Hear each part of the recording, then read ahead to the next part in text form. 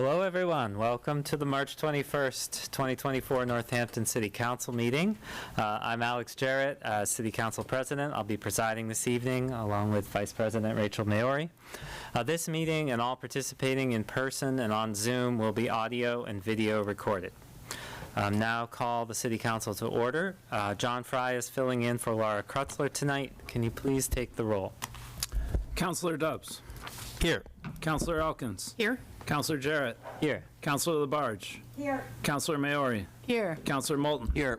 Councilor Clemmer. Here. Councilor Perry. Here. Councilor Rothenberg. Here. All present. Thank you. Tonight's highlights include 3 public hearings, including on the capital improvement program and the water and sewer rates. This means that it may be a while before we get to the general public comment, as that comes after those hearings. We also have a series of financial orders to begin implementing the capital improvement program, and we have a resolution to adopt it. We also have a petition to change our zoning, which is to be referred out for a public hearing, and we have a resolution in support of the city's Americans with Disabilities Act transition plan. So we will now move to the first public hearing, and that is the public hearing on the Northampton Capital Improvement Program for fiscal year 2025 to 2029. In accordance with Article 7, Section 7.5 of the Charter, the Northampton City Council will hold a public hearing now here. The City Council will consider the capital improvement program for fiscal year 25 to 29 and hear all persons who wish to be heard thereon.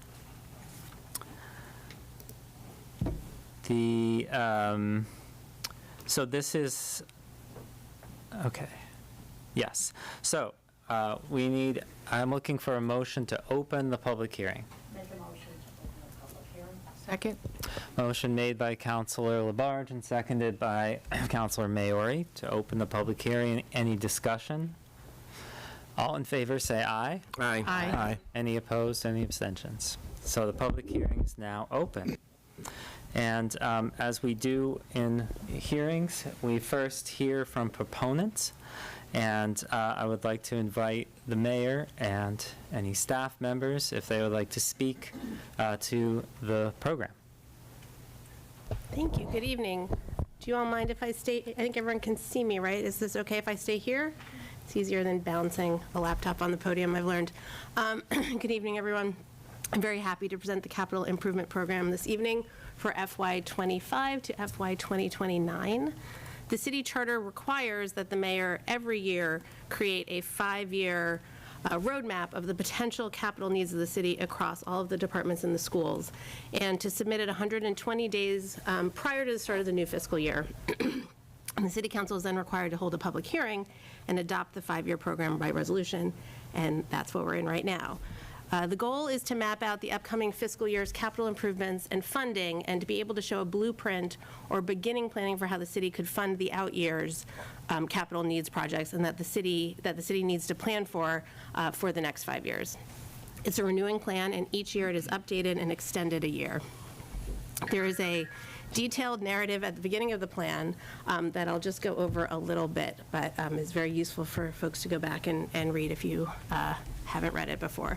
So page 1 of the hard copy is the definition of capital improvements. A capital improvement is a physical public improvement involving a facility, parcel of land, or piece of major equipment with an estimated useful life of 5 years or more and a cost of $10,000 or more. Capital expenses include such things as buildings, new or additions, major renovations or improvements that extend the useful life of a building by at least 10 years, land acquisitions, equipment, including IT hardware and software, vehicles, equipment for new construction, or major improvements and repairs to infrastructure that must extend the life by at least 10 years. This also includes paving and feasibility studies or engineering design services for potential future capital improvements. To go over the process a bit, it is a significant process to get to this over 400-page document. The annual process begins late summer, early fall, when department heads are asked to submit ranked requests. But of course, many of these projects are years in the making and have involved many, many hours of expert professional work to get to the plan. For the last few years, we've been working to align the capital plan with our climate action work and goals, and have been refining the climate impact statement form that you see in the program. We're continuing to work on assisting the departments in directing their capital work towards its climate impact benefits. Director Collins couldn't be here this evening, but she worked with the departments to assess the projects and work on their climate impact statements.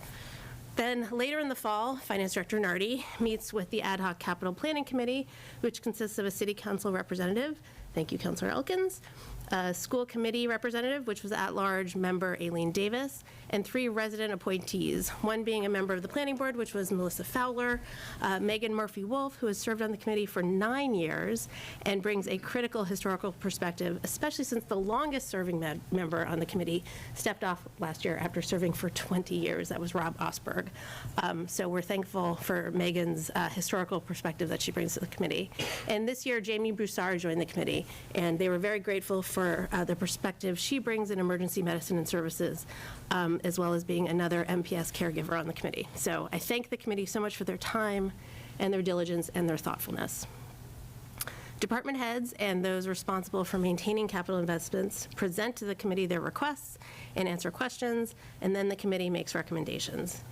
Director Nardi then works to put together the funding of the projects based on the SIP submissions from the departments, the recommendations of the committee, and the availability of funding. This extensive process involves going back to department heads for clarification, and depending on funding, asking them to reevaluate what is absolutely critical this year and what could be pushed off to an out year. If projects were submitted for 1 year but pushed to a later year, this is always done in consultation with the department heads. I, as mayor, then carefully review the projects with Director Nardi, and they go through another round of clarifying questions, and we refine the list again and make cuts or push projects to fit available funds. Next, I'm going to go over the guidelines and policies that the city follows to build and fund the program, including any bonding that is needed, and all of these are outlined starting on page 2 of the book.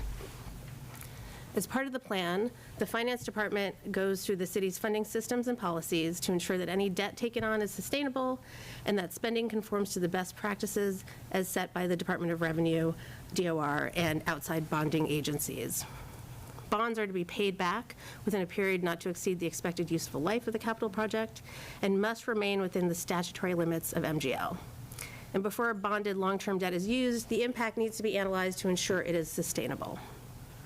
Regarding reserve funds and why we have them and why we can't just use them up or use them for recurring and growing expenses like salaries that have steps and COLAs, in this plan we see that there are a lot of large expense needs that need to be budgeted for outside of the general fund, and we have to have contingencies in case of unplanned emergency expenses. Some of these funds are needed for goals and projects that the council and the city have worked on and established and reaffirmed, like those in the Sustainable Northampton Plan. And some are needed for projects that are put upon us by unfunded mandates and requirements from the state and the federal folks.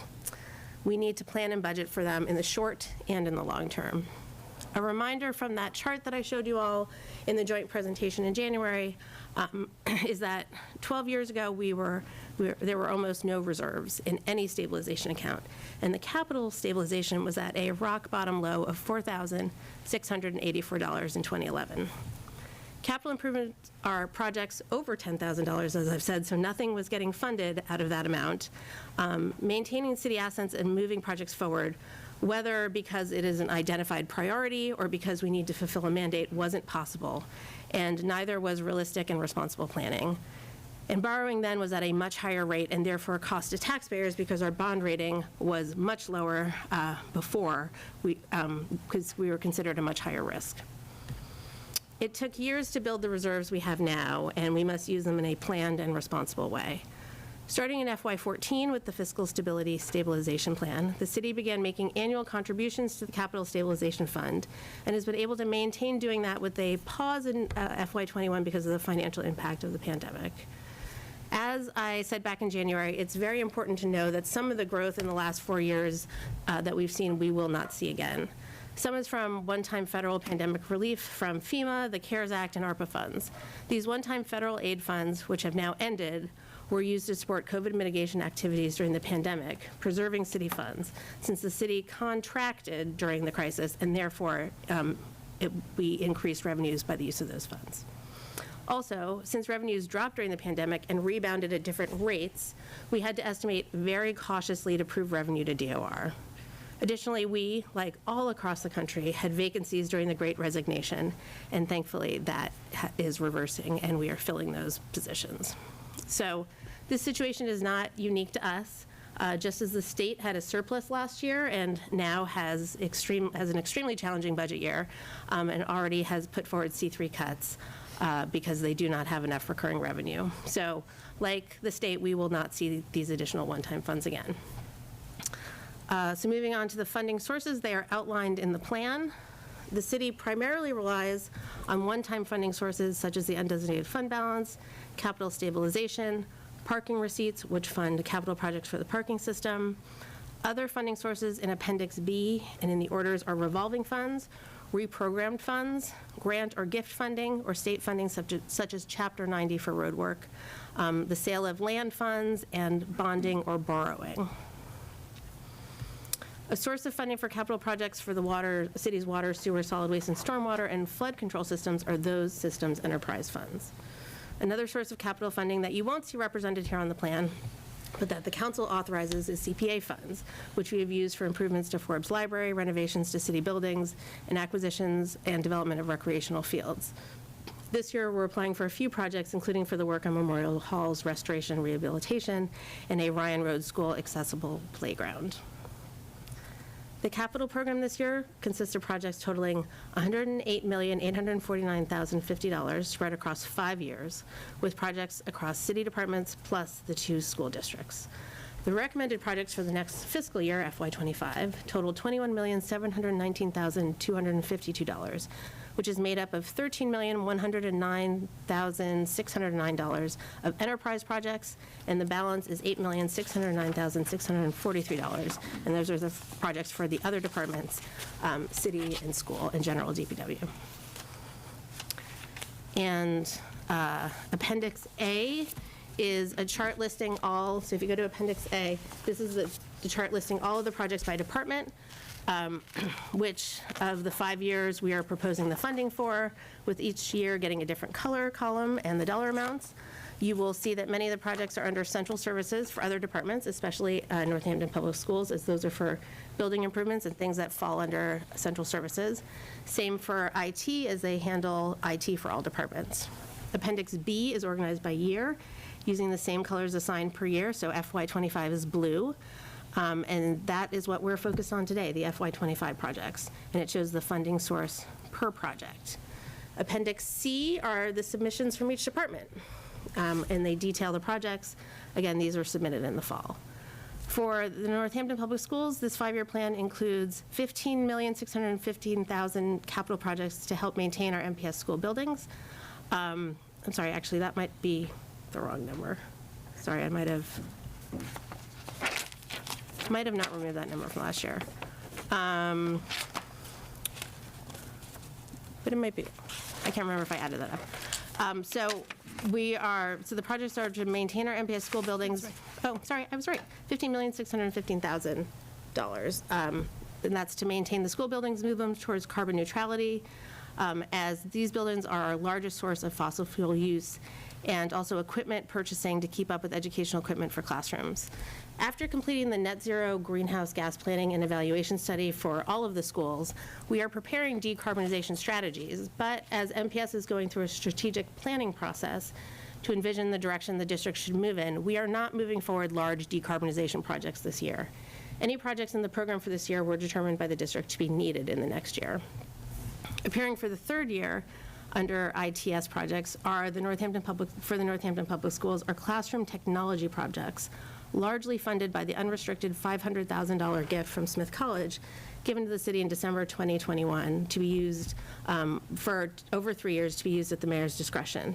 It could be directed for any use in the city, but I've decided for these 3 fiscal years, this being the last of them, to apply the funds towards technology needs in MPS classrooms. This final year is being used to replace PCs at the end of their life and towards a new Northampton Public Schools website, which, for anyone who has navigated that website, you know that it is something that is needed and has been requested by many for a long time.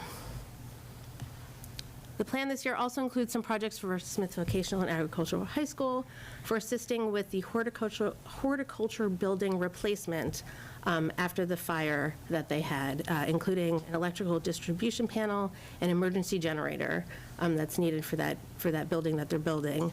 And also, there's a project in here to secure the roof on the D building, which the same year that the fire happened, a good chunk of the roof blew off in storms. So we are going to lock that roof down.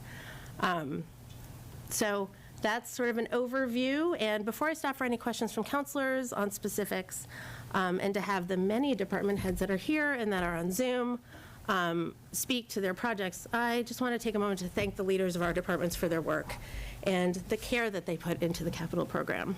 It is a very labor-intensive annual project, and I have put even more demands on them by saying that their projects must be filtered through climate action.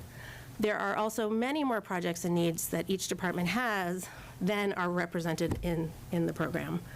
We ask these leaders to plan and to protect the city's assets, but they are also deeply respectful and responsible with the limited resources of the city. And when we ask them to push off or strip back projects, they are real team players.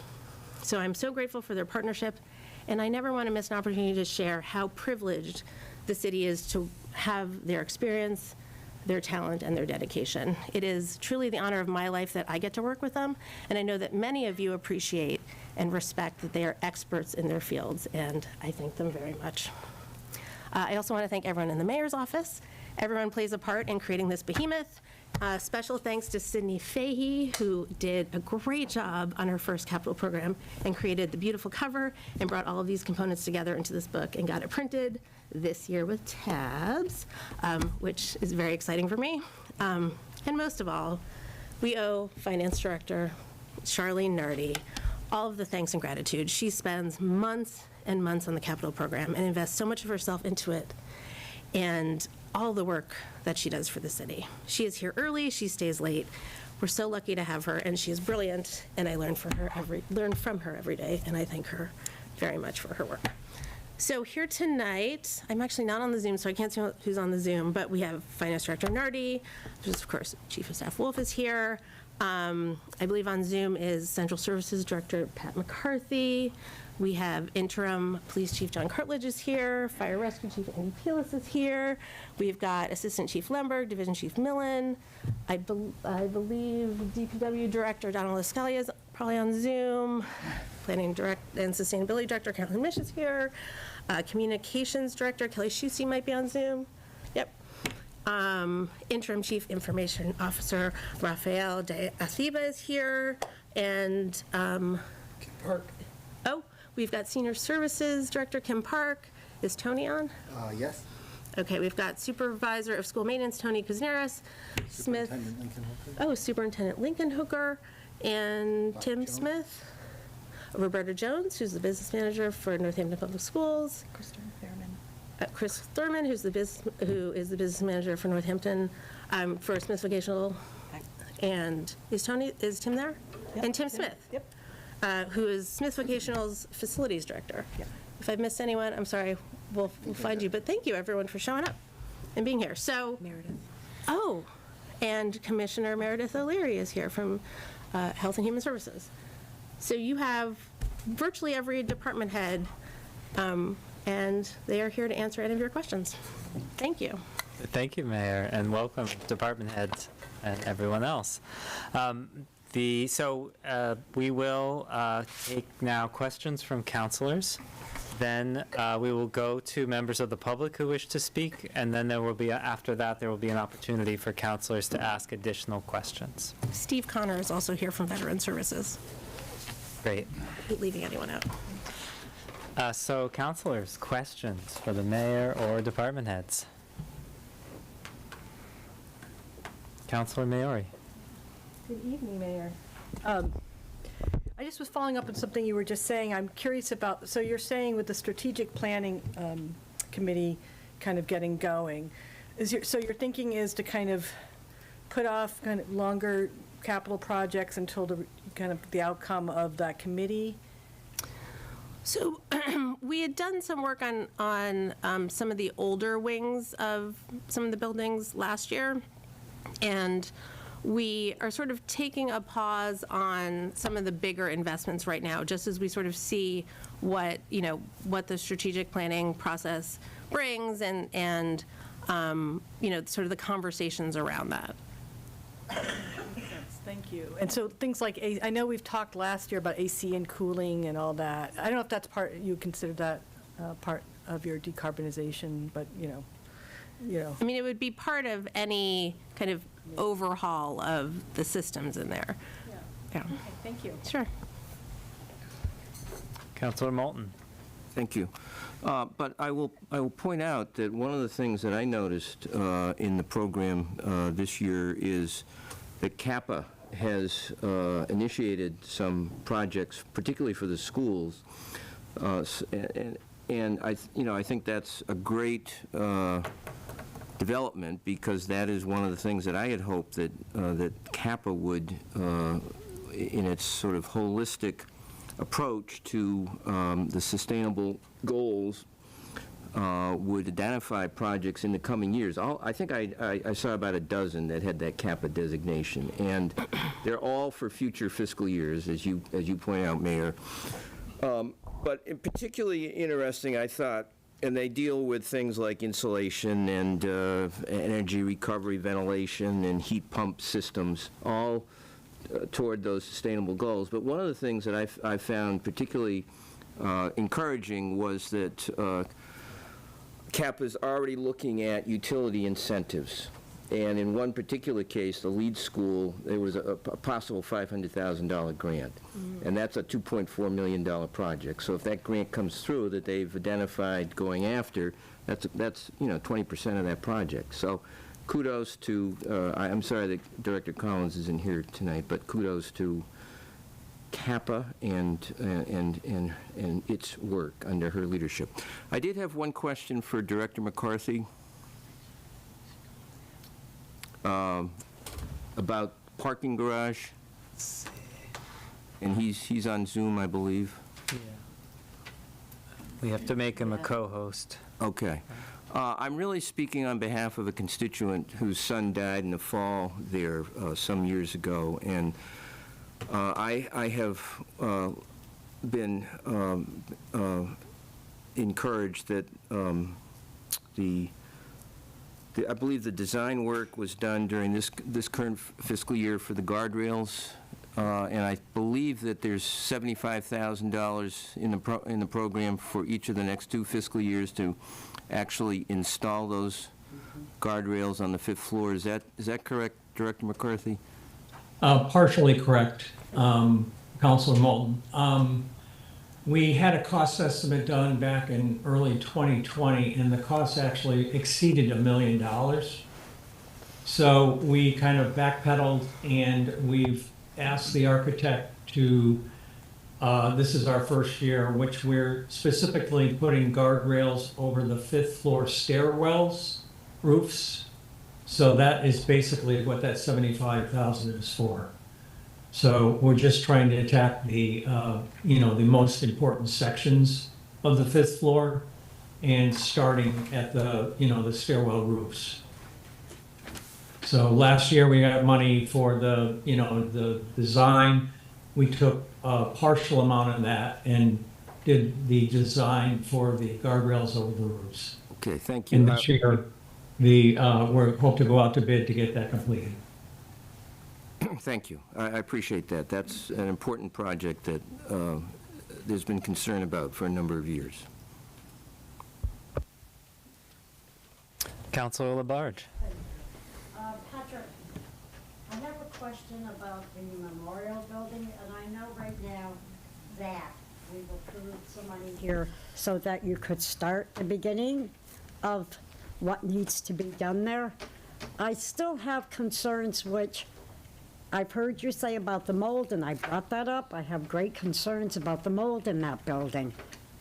Is that going to be taken care of also with the contractors coming in to remove that mold? The mold, right now, there's mold on the third floor where the public does not go, and there may be mold in the basement, and the public doesn't go down there. So I think it's the beginning stages of eradicating the mold. I mean, once we deal with the water, which is actually the food for the mold, the mold will dissipate over time. When we get into the interior construction, which is not part of this work, yes, the mold should be removed on the third floor as well as in the basement. I know with the pictures that I've seen with that basement, and it did show areas of mold in there. Yes. Thank you. Right now, we have 5 HEPA filters running in the ground floor and the second floor. For that reason, because there's a lot of moisture and water infiltrating into the basement, and there are dirt floors down there, and it smells musty. So over the past year, we run those all day long. How long is it going to take them to do this phase 1 that we've approved the money for? Right now, I'm working out, I'm still trying to get a proposal from Gale Architects for this section. He's doing his due diligence. There are some geotechnical experts that need to get prices from. I'm also researching historical test borings within 1 mile of the Memorial Hall. And once I get that proposal, we can move to contract, and he can begin the design. The design could take up to 3 months, Okay. and that's, at that point, we would go out to bid. And the porch And that out, is specifically for the structural issues. right. And I have another question too, because I'm really concerned about that building. It's in a historical building like our city hall. And we have the monuments out in front, okay? What does that concrete look right now with those monuments on there? Are they okay? Because you did talk about repairing some of the area around there. I'm worried about the monuments. Yeah, and I agree. I think when I initially called Gale Architects out last spring, that's where I started off. I was concerned about the monuments. The structure underneath cannot be seen, but there are gaps in the granite steps where during the winter, water can get down there and freeze. But right now, I think they're okay. But again, it's part of the larger picture to get those steps redone and the brownstone around them repaired. So yes, it is on the list, Okay, but it is not part of the emergency funds. okay. Thank you so much, Patrick. Thank you. Councilors. Councilor Maori again. I just had an IT question for Director Deateva. Are they in the room? Sure. Oh, there you are. I never get to see anyone in person. Thank you. Good evening. Thank you for joining us. You're welcome. It's a treat to see Pleasure to be people here. in three-dimensionally.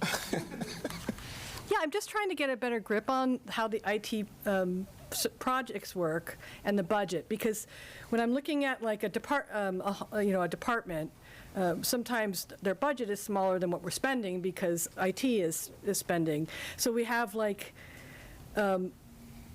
contracts that sometimes IT it's in the IT capital budget. Correct. Or updates. And then, ongoing services, like I heard the school talking about the Comcast service, and that was in the school budget. So if you could just elaborate a little bit, I mean, about what's considered maybe one time, or how you decide when something goes in a department budget versus the IT budget. Okay. Thank So you. just to have a general idea, anything that involves the operations of any other area of the city from the standpoint of technology. IT takes care of that. However, there are some other areas, such as what you just mentioned. I'll take an example of the emergency services ambulance, for instance, where we need new laptops, even though it's strictly fire department operations, but because it's technology, we also provide services on those things. So those elements of technology belonging to these different areas or departments, we try to incorporate them into our budget in a way that we build something that is more homogeneous in terms of how we look at our technology. Does that answer your question? Yes, it does. Is it clear to you when is it take conversation to figure that out, or is it really clear to you? Because updates and contracts are tough because you eventually do renew them. I suppose that's true of like DPW capital work too. But I mean, it takes constant communication with the different departments, and that's one of the things that we pride ourselves. We are very, open with other departments. We sit down, we discuss their technology needs. We agree when we agree that we need to take over those kind of expenses, and some of the others remain to assigned to the departments. Yeah, it's a unique department because you're not a silo. Your whole purpose is to kind of interact with all the other departments. So absolutely. thank you for your work. Are there other questions for the director? Okay, thank you. All right.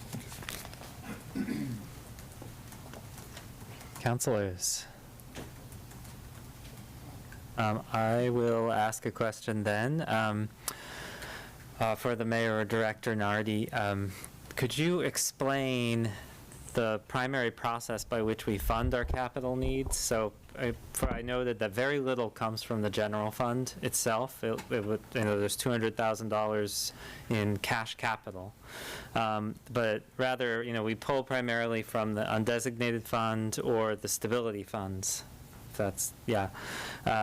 So I was thinking, this means that we're counting on taking in slightly more than we budget on average, so that we have money to go toward capital projects. Is that accurate way to describe?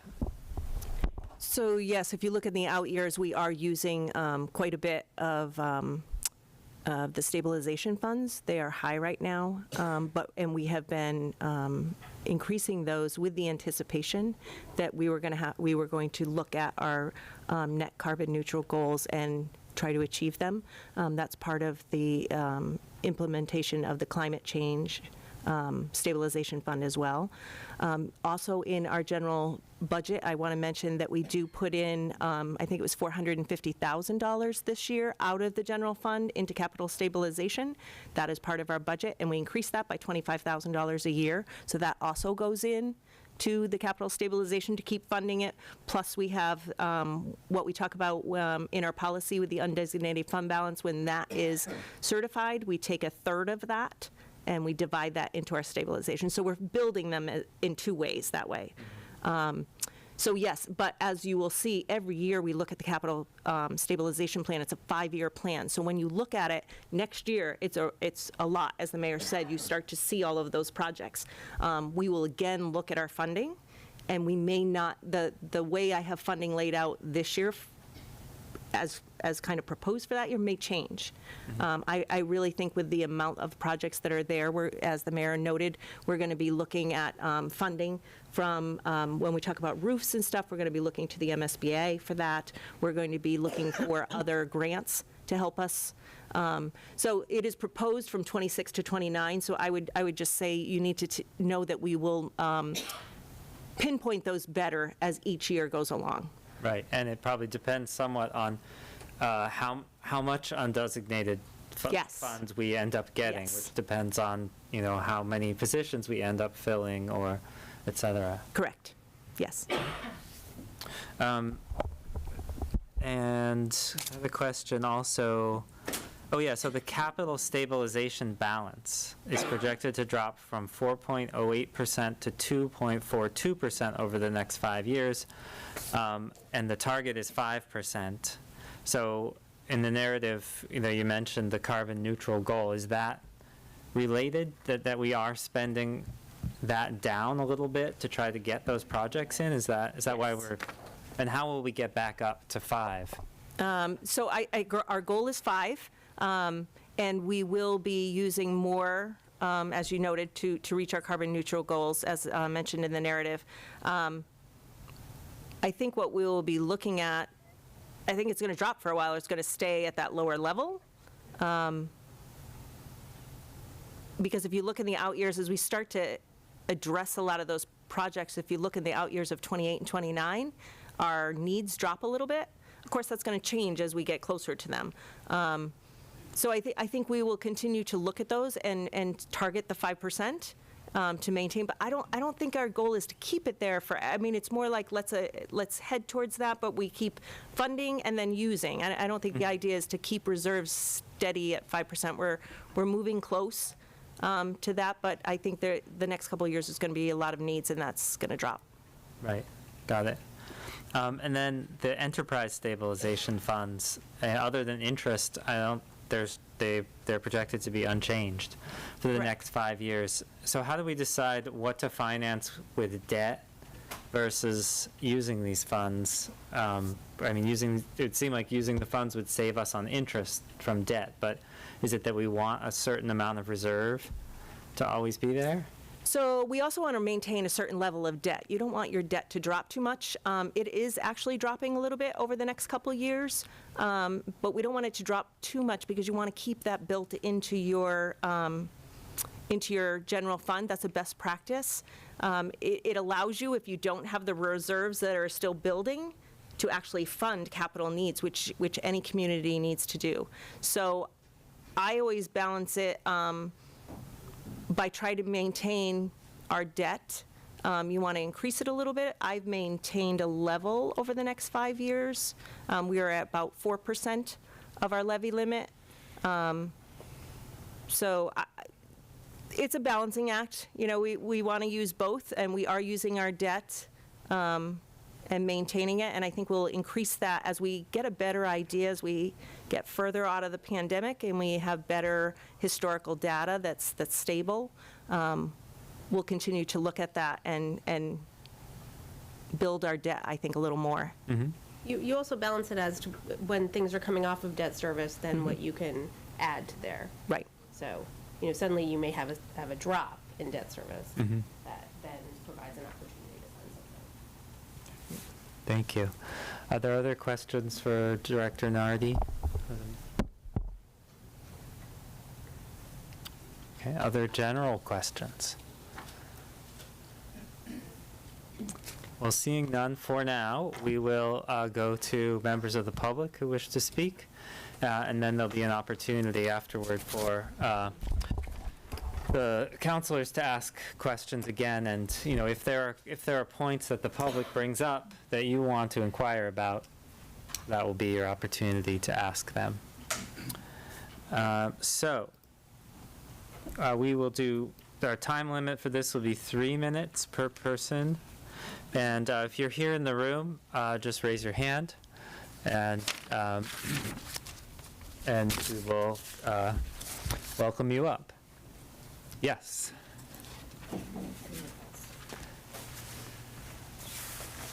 Good evening. My name is Tom Pease, and I live at 130 Spring Street in Florence. I am currently the commander at the VFW Post 8006. I am the commander of DAV Chapter 92 and the president of the Veterans Council of Northampton. So I come in contact with quite a few veterans in my travels. As a spokesman for the veterans, I do hope sincerely that the repairs do get made to the Memorial Hall building. It's a building that's been used for many years. Years ago, it was used by the VFW for meetings before they had their own building. It was American Legion had an office there. And it's our sincere desire that we remain in the building and we get it up to standards for 2024. I hope that the council will pass any budgetary measures that we need to keep the building going. It's got a heck of a history. The wall out front has the names of deceased soldiers from the Spanish-American War right up to the Vietnam War. Some of my friends are on that wall. It involves a lot of families of the missing and the deceased. Most of them, all of them, have had something to do with Memorial Hall. The wall is a memorial. That is Memorial Hall. All of us veterans use it. Many of them have gone in there to collect their disabilities. Some have found housing, the homeless veterans. Steve and his staff do one heck of a job. And I sincerely hope that whatever it takes that this council and this city will recognize it as a historical site, but also as a refuge for many of our veterans that need that assistance. So again, please, whatever it takes, let's get it done. Thank you. Thank you. If you're on Zoom and you wish to speak to the capital improvement program, please raise your hand. And is there anyone else here in person? Steve Connor. Hi, Steve Connor, Morgan Manor, Lenox is my address. I'm the Director of Veteran Services. I'm also involved with the Veterans Council of Northampton, and I just wanted to read. The Veterans Council passed a resolution about the Memorial Hall, and I would just like to quickly read it. We, the Veterans Council of Northampton, urge this body to authorize funding to help return Memorial Hall back to the proud structure it has been for close to 150 years, and as a tribute to the brave men and women who have and continue to serve in our country's armed forces. They swore an oath to defend our country and its Constitution, and at times have given the ultimate sacrifice, as can be seen on the walls of the foyer and the monument out front Northampton remembers. The least we can do is remember them, and Memorial Hall has been, and we hope, will continue to be the place of remembrance and of honor to service for those veterans of the city of Northampton. I can say, as the VSO also of the town of Amherst, it took many years working with John Musani to get their Civil War tablets and everything in an honored space to be viewed, and they're still looking for permanent. We have those in Memorial Hall in that foyer of those that served in the Civil War, and we hope that it will be preserved as it was intended back in when the Grand Army of the Republic built it. So hopefully we will find that funding to keep it going. Thank you. Thank you. Go ahead.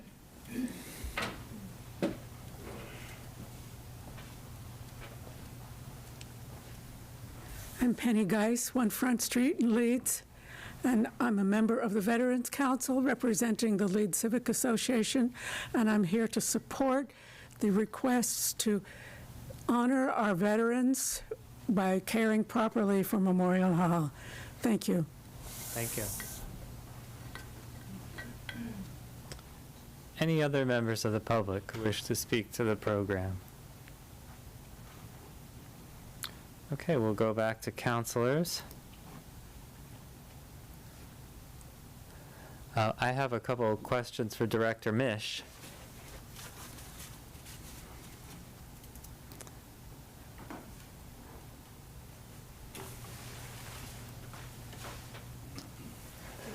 Welcome.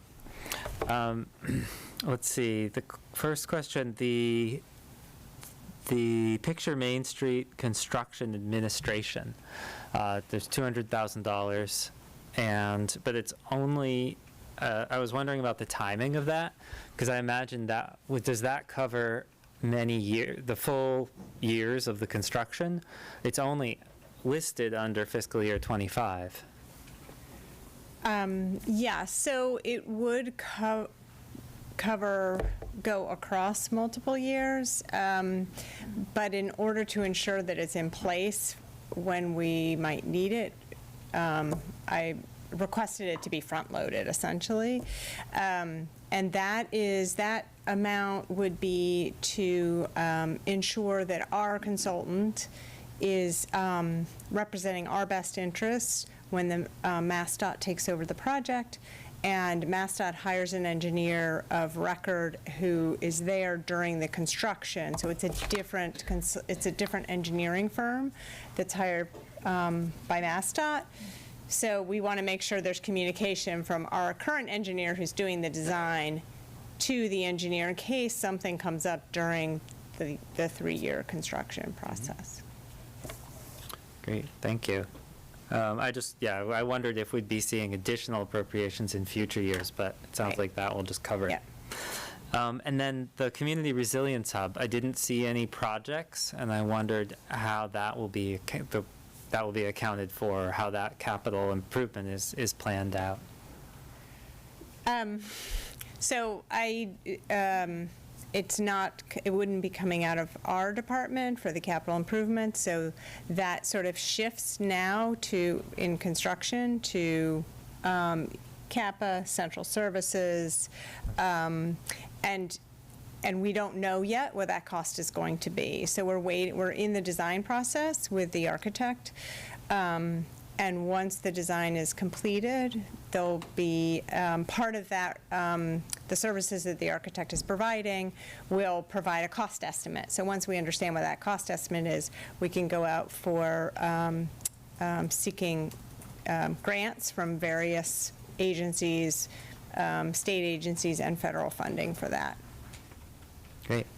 Those are my questions. Does anyone else have questions for the director? Councilor Rothenberg. Hi. So the administrator to work between the engineers, is that a fee for the engineer, or is that actually for a liaison? It's for the engineer. The engineer costs to communicate, adjust plans, work with that engineer. If there things that come up, things always change or come up in construction and need to be addressed in the moment, in the trenches, if you will. So that might require some plan review, some coordinating meetings, whatever that is for that period. Yep. Thank you. Great. Thanks. Other questions? Just make sure there's no further. Oh, yep. Gwen Nabad. I'm going to ask you to unmute, and you'll have 3 minutes to speak to the capital improvement program. Welcome, Gwen. Hello, thank you. Okay, I just thought of something about the Community Resilience Hub, and I think Carolyn might have sat down already, but so I guess, like, how is the reconstruction of Main Street going to impact people that would use the Community Resilience Hub? And if there's anything in regards to that. I don't know if that's a clear question, but sometimes things might be needed, or however that would work. Thank you. We'll take all questions, and then we'll ask them. So, okay. Thank you. Thank you. President Jarrett, do you have any? Councilor Rothenberg. Did someone mention something about a grant for Memorial Hall, and can we hear more about that, or the possible grants in the works?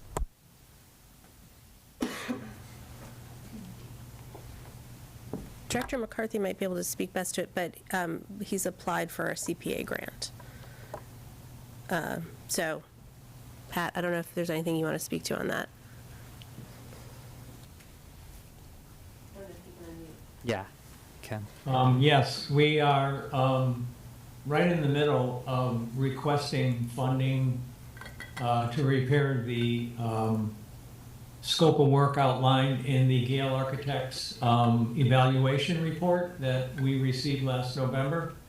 I actually had a presentation last night where Mark Loringer went before the committee last night and we gave a presentation. And on April 3rd, there is the public hearing part of the CPA applications, and we're hoping we can get some supporters out there at that time. It's probably like at 7 o'clock at night on April 3rd. If anyone's interested, we'd love to have you there to speak in favor of our request for funding. Thank you. Thank you.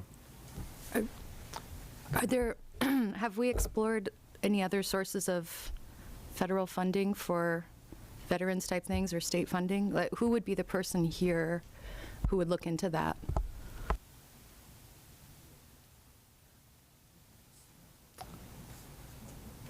Director McCarthy, do you know that, or? No, I don't have an answer for that. I mean, there might be historic tax credits, but that's not my realm of expertise. So we're kind of at step one now, trying to, work with the local money and see how much we can get accomplished here. It sounds like it's almost a national treasure from the way it's been described tonight, so I'm curious about that, It is. interested in that. Yeah. So in addition to the CPA, there are federal grants for historical structures or state grants for historical structures. The challenge of that is that they're very restrictive, particularly the state grant from the Historical Commission is a maximum of $50,000, and the amount of paperwork and the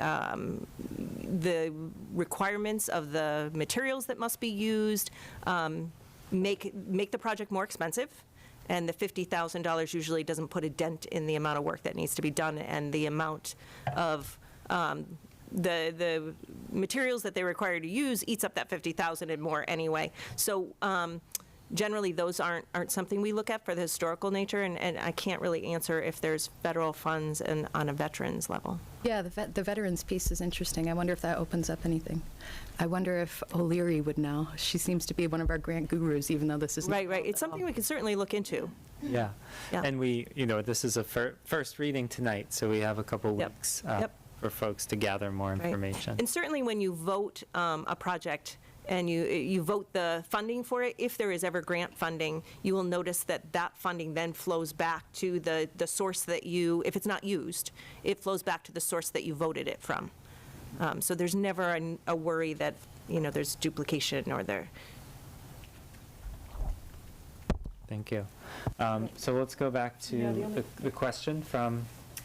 From Gwen was the timing around the Resilience Hub operating when the Main Street redesign's going on.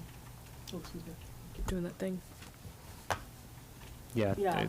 Do you know who might speak to that? I think it was the impacts Maybe Director that Chris. Picture Main Street will have on the users of the Resilience Hub.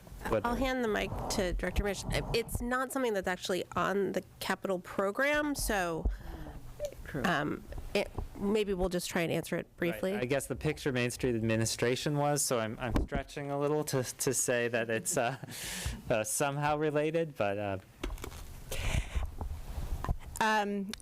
As with any property that abuts the Picture Main Street project, we're going to have to coordinate with all the users. So the same would apply for people within the hub space. Great, thank you. Okay, seeing no more questions, I would entertain a motion. Before you. Yep, go ahead. So the financial orders for the capital improvement program are later on in the agenda, but I would really like to send these fine folks home. Have we asked, during the hearing, can we cover all of the questions that we have? Okay, we'll see if there are further questions and encourage counselors to ask questions now about those later. So, Counselor.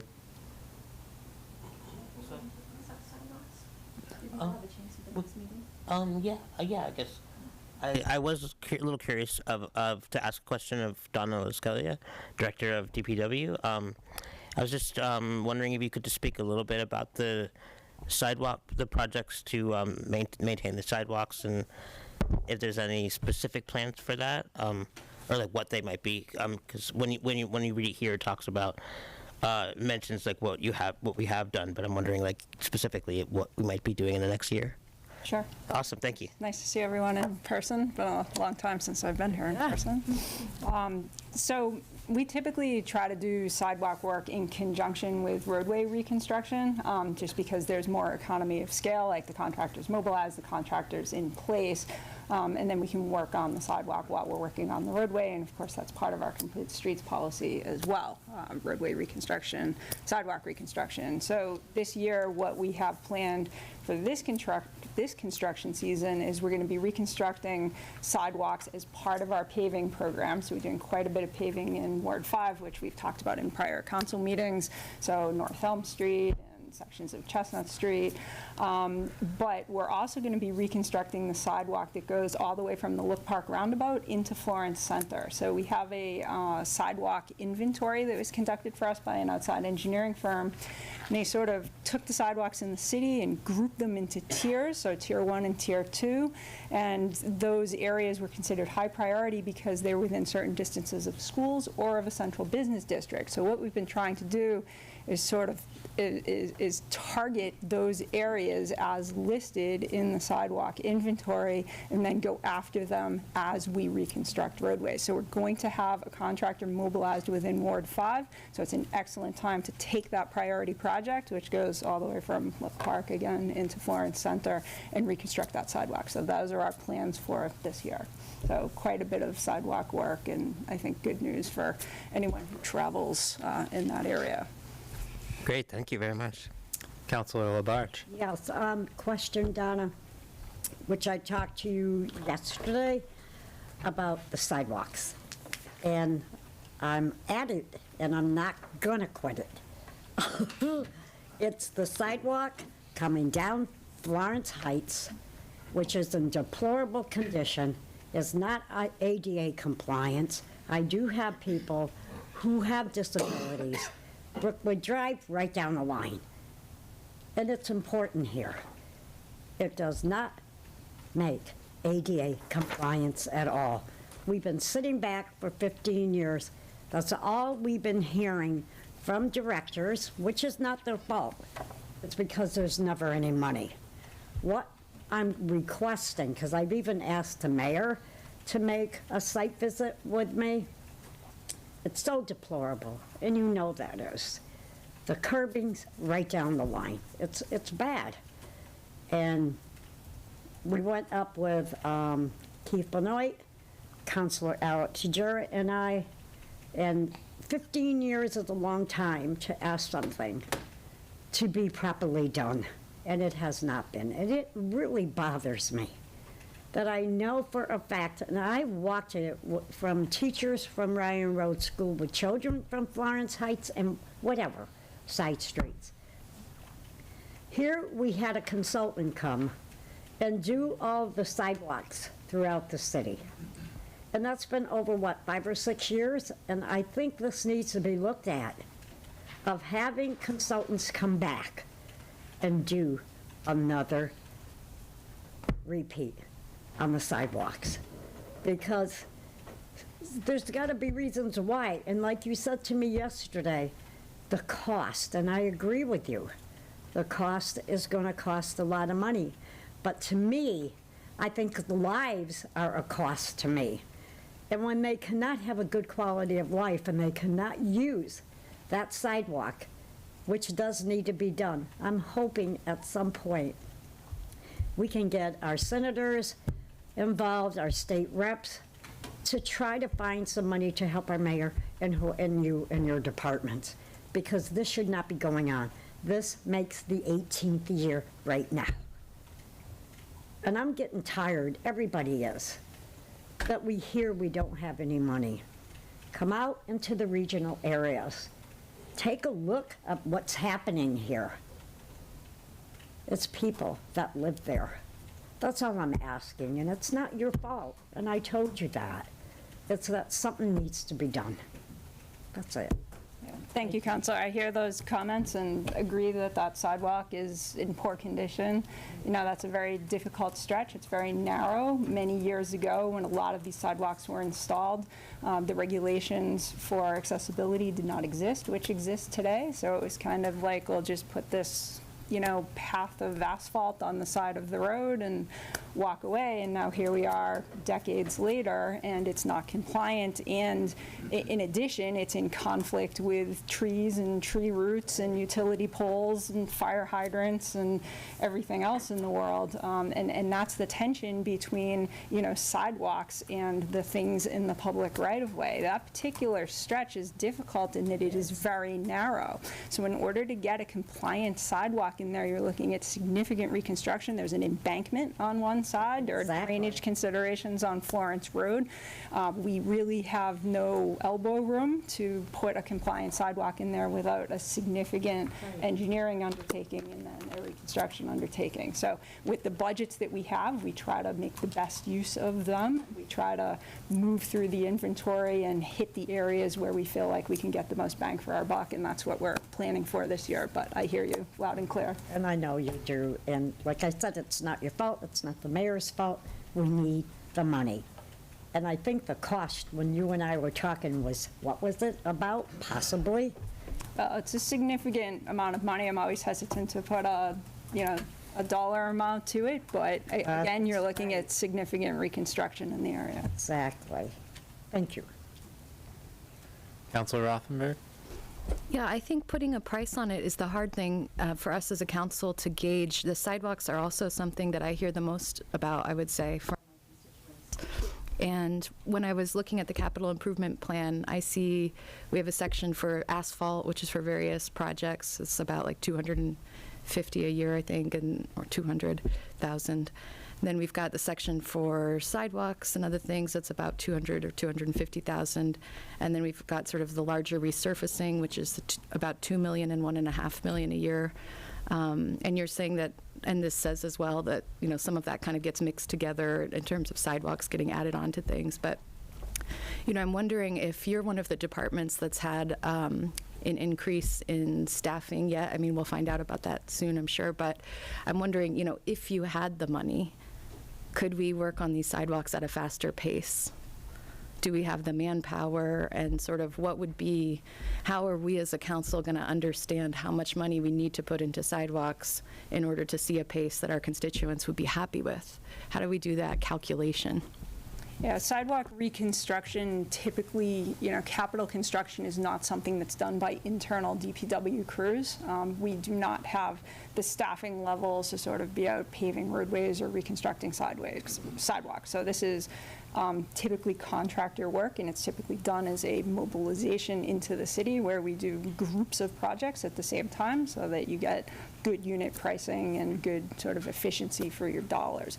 So the line items that you're seeing in the budget, like for asphalt, is how we repair sidewalks. So we are a maintenance crew. If there's a hazard in a sidewalk, we go out, we try to make it as safe as possible, and then we move on to the next location. And we have more locations than we can reasonably manage, even with the manpower that we have, which is why if we're looking at a full reconstruction of a sidewalk, it's actually a contractor work.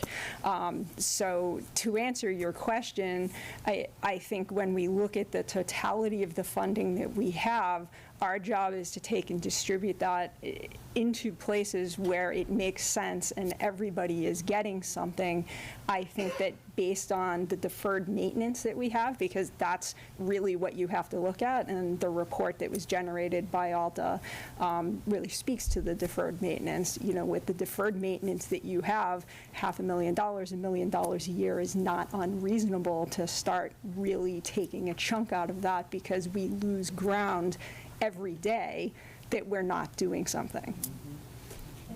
The sidewalk repair pace that we've seen in the last year, was that funded by about the same amount, this sort of 200,000-ish that we set aside for sidewalks? That's correct, and that's increased over prior years. And did that max out your manpower or just your budget? It maxed out the budget. Again, that capital line item is something that I hire a contractor with. It's not something that I'm steering towards internal resources. With one exception, we did do quite a bit of work in Main Street to sort of stabilize a lot of the bricks and pavers that were kind of causing a lot of trips and falls. So we did steer some of that money into that work. So it's maybe a lot of what I would think of, or a layman might think of as in disrepair, is actually something that needs reconstruction, like things are totaled. Yeah, that's correct. You see a lot of tree root damage, you see a lot of heaving, and again, there are very strict rules around accessibility, and so any time that we're building a new sidewalk, we have to make sure that the pitch is proper, we have to make sure the ramps are proper, we have to make sure we have appropriate clearances, and again, that's something we typically hire a contractor for, so, the internal resources we have. And so those are conversations more for the general fund budget, not so much capital improvement? Or, I mean, it still could be, even though they're for contractors, we're still improving our assets, right? Yeah, I would say that the contractor portion of the budget is through the capital improvements plan, and the general fund budget, like when you fund like the highways budget, for example, that would be more maintenance items. Is this $200,000 for sidewalks a year? Is that our contractor budget? Correct. And so they have more probably manpower. That's really that's a spending problem, not a manpower problem, most likely, if we want to do that work a little faster. Yes, I mean, that number needs to rise. That number needs to rise significantly. It needs to be tripled, quadrupled, whatever you send to us, we can build. But the issue is there are competing priorities, of course. But paving projects, so, the borrowing that we do for paving, that often involves a reconstruction of sidewalks as well. That's right. The $2 million? Yeah. Right, and so what happens is we max out that $200,000. We say, okay, we've exhausted these funds, now we need to steer, some of the paving money into an adjacent sidewalk so that we can complete the project as one project. But that $200,000 just isn't sufficient to do all the work we need to do. And we actually saw that on Pine Street. That's a good example of a place where that happened. We exhausted all of our sidewalk capital money and had to use paving money to finish that job. And it is $250,000 this year, right? Yes, for this year. But again, it has been, that number has risen over the past several years. It always wasn't that high. Yeah. Any other questions for Director Oscalia? Well, yeah, I would like to thank, the mayor in this case for increasing the amount for sidewalks and for traffic calming. And I'm sure you will put that to excellent use. Thanks. Thank you. Are there any other questions? Councilor Maori? I just had a couple of clarifications for Captain Cartledge.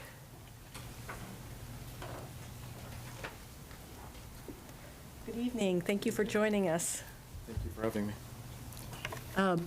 Yeah, so what it looks like is we're just upgrading or replacing the fleet. We're not adding to the fleet. We're just. Correct. Yeah.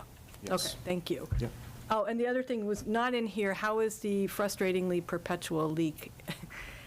Is that, On the parking deck? The one in the, yeah. Did it Pat ever get McCarthy resolved? would know more, but I haven't heard any more complaints, so I think it's good right now. so. Okay, I just was expecting to see something for that. I think it is in here, but it's under central I'm not service. positive. Oh, right, central They service. seem to have, in the warmer weather, they were out patching the deck, and over the winter, it slowed down, so I'm not exactly sure, but I haven't heard any complaints lately. Yeah. Spring is coming. You're not feeling drips on your head, so, okay. Thank you very much. Yep. You're welcome. Thank you.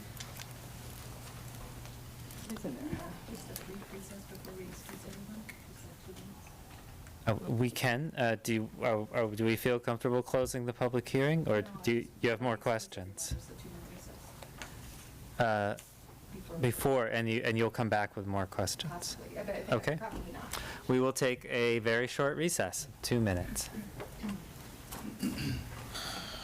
Right, central.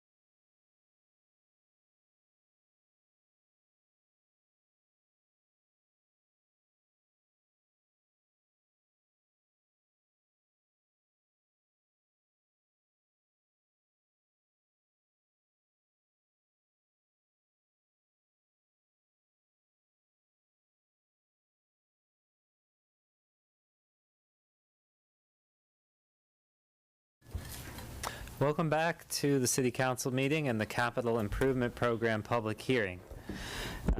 We are resuming with questions from councilors.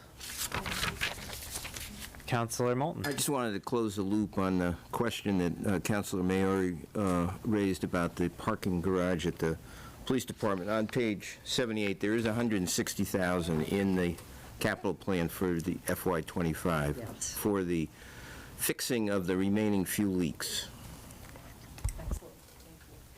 Thank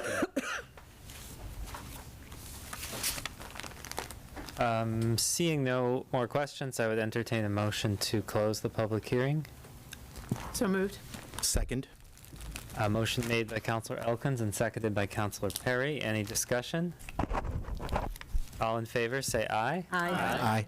Any opposed, any abstentions? So the public hearing is now closed. Thanks to all of the department heads and mayor's office for, I guess some of you will stay, but thank you for coming. We appreciate it. That brings us to our second public hearing, which is a public hearing on 24.014, National Grid poll petition for Turkey Hill Road. And this is a petition for 3 new singly owned poles and installation of underground conduit for service to a new residence on Turkey Hill Road. Could I have a motion to open the public hearing? Make a motion to open public hearing. Second. Second. Made by Councilor Labarge and seconded by Councilor Moulton. Discussion. All in favor say aye. Aye. Aye. Any opposed, any abstentions? We're now open. And do we have a representative from National Grid here? Lisa Jasinski, I will ask you to unmute. And Thank you. Yep, you are a proponent. Please welcome and please go ahead. Hi, Lisa Jasinski with National Grid. Just looking for permission to extend the pole line on Turkey Hill Road to serve a new customer at the very end. It's going to involve 3 poles total. The first 2 will be going up on the north side of the road, and then the last one will cross over to the south side of the road to provide service for a customer at the very end. And are there any taking down of trees as part of this process? There's going to be there's been some discussion between our arborist and the town arborist, and they're going to go back out there to discuss what has to come down or be trimmed. There's a few dead trees that are coming down, but I believe that there's also other trees that are involved. The last pole was swapped over in the preliminary hearing, or meeting on site. So it kind of, it saves a couple of the trees as well. Thank you. But they'll be back out there once this hearing is closed, and if it passes, they'll be back out there pretty soon right after to get the rest of those trees marked and have a discussion between Rich Parasility and our arborist department. So all of the trees are city trees and not on private land? I believe that most of them would be city trees. I don't think it's a lot of tree removal. I think it's more trimming than it is removal. But I'm not going to say that there isn't some tree removal, and that would be taken care of between the forestry departments. Okay, thank you. Is there anyone else here who would like to speak, or are there questions from councilors? Councilor Labarge. Yes, I had talked with the director, Donna Lascalia, yesterday. I've been up and down that street going crazy. Anyways, and I mean I have been. The language on here was confusing for me about Sylvester Road, then going so many feet, then I forget, 478 feet up, and Donna, maybe Donna, you can. Well, it's high. Donna, maybe you can come up here and talk about this. It really, to find the center line, and I didn't want to bother my husband with that. He'd say, Mary Ann, I'm busy, forget it. Anyways, can you explain exactly about that situation there? Where it says Sylvester Road, and I read it off to you, you looked at it also. It was a little confusing there. Sure. Hi, Lisa. Counselor and I talked yesterday just to kind of work through some of the language in the poll petition. And so the issue is I believe that you use the intersection of Sylvester and West Farms and Ryan Road as a reference point to then move up Turkey Hill Road. So there was a measurement of, I believe it was like 3,800 feet. So Yes. the way I talked to the council was that you were using the center line of that intersection as a reference point for the placement of the pole, because there really wasn't a good reference point for you to use at the top of Turkey Hill Road. So you just need to kind of start somewhere and then get a measurement. So I think that we clarified that and we're clear on. That's the first time I ever ran into a problem with a center line. It was difficult. And usually I can go ahead and just eye it. And I said, oh, forget it. I need to call Donna. Yeah, but I think we got through it. So it's just off of that intersection as a reference point. So I think we're Yes, we're and good, I right? appreciate that, Sure, Donna. Counselor, no problem. And also, I have a little bit of concerns. Yes, the trees was a big concern of mine. And I don't know if they are private property or on city property. That I don't know. Yeah, and that's something we'll work out. So when we have to issue a excavation permit for the poles to be set, before we do that, we work through the logistics of exactly where the poles are going, what, if anything, is going to be interrupted, and what requirements we may have of National Grid, including tree mitigation if necessary, if city trees do need to be removed. So that's something we'll work through in the permitting process. Right. And I also have received 5 calls from residents on Turkey Hill Road, which I did talk with Donna again yesterday. I mean, DPW has been excellent because potholes coming in from the beginning, past Mr. Cotton's house and further up, have broken quite a bit. Now, when I went up and looked at that so-called huge house, what is that, over 500 and something feet, monstrous house, and the equipment in there, it has now opened up a lot of the potholes on that street, and I'm concerned about that, because that street is, BPW has been excellent trying to keep it going and putting in, more fill in there, and right now we're in deep trouble, and we had to get DPW to come back. The holes are bigger than what they were. So here, and I know, Counselor, we have to have machinery go ahead and start working for that monstrous house going in there. But my main concern is the equipment that's in there now. Do you know how long it's going to be there? So, Counselor, we are limited right now to just speaking about the poll petition. Any concerns that we're talking about Then I'll do it regarding, after. Thank you. yeah, thank you. No problem. So anyways, thank you, Donna, and thank you. Thank you, Director. Councilor Maori. Yeah, good evening, Lisa. So any concerns from abutters about the pole location? No, as a matter of fact, the last person, the last house on the right-hand side going up, right where the pool's going to change, I have actually spoken with them on site a couple times, and they didn't have any problem. Great, thank you. Mm-hmm. Any other questions?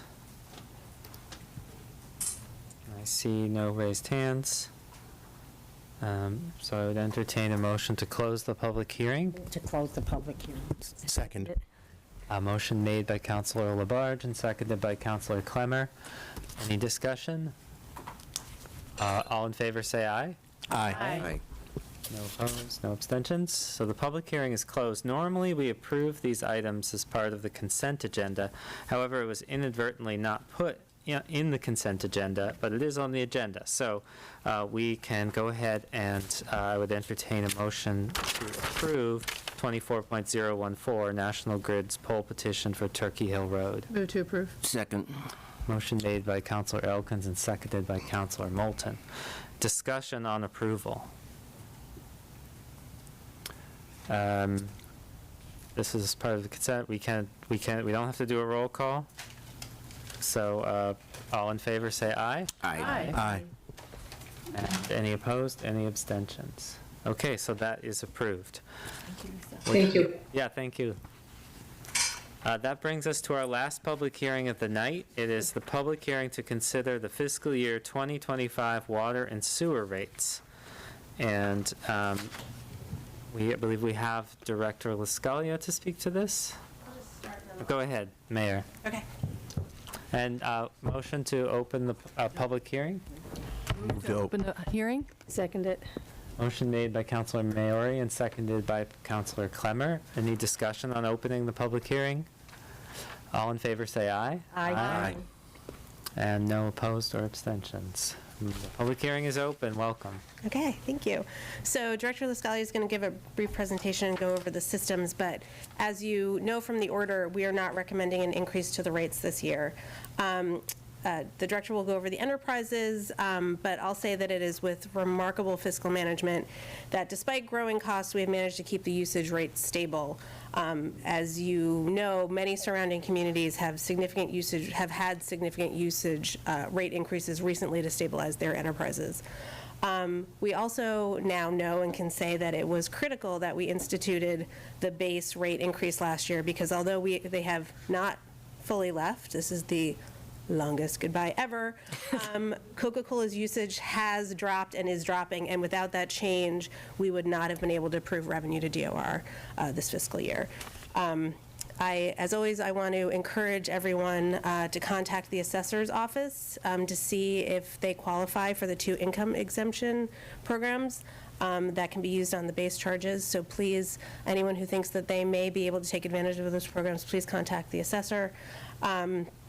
But as I said, due to the ongoing uncertainty and the volatility with Coca-Cola, we're recommending no rate increase for either water or sewer this fiscal year. And I really thank Director LaScalia for all, and all who work in the water and the wastewater departments for their truly remarkable work. It has been an incredibly intensive year for the DPW, intense year, and especially at the wastewater treatment plant and the flood control system and the pump station there. The historic flooding events that we had in July and then in December required truly heroic work and around-the-clock operations at the pump station. There are people that were there for days. So it has been an incredibly challenging situation, and we expect that we are moving to a stage where we have to anticipate more and more intense flooding. And while planning for our carbon net zero goals, we also are really turning our focus to climate resiliency and protection right here in the present. So I just want to really lift up the folks who work in these departments and these divisions and who have done just unbelievable work and have seen some truly remarkable things come their way this year. And I cannot commend them enough for all that they've done to keep us safe and dry in places. So I want to thank them, and I want to thank Director LaScalia. And I will let her come up and talk about the water and sewer systems. Can someone make me a co-host so I can share? I think I have to do it.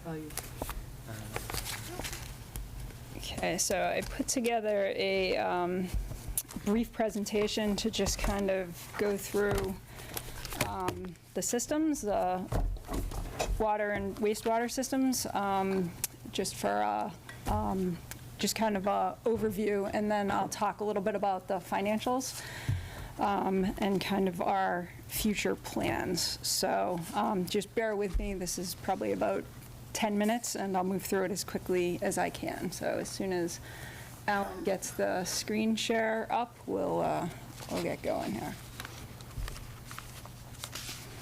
All right, so you can flip to the first slide, please.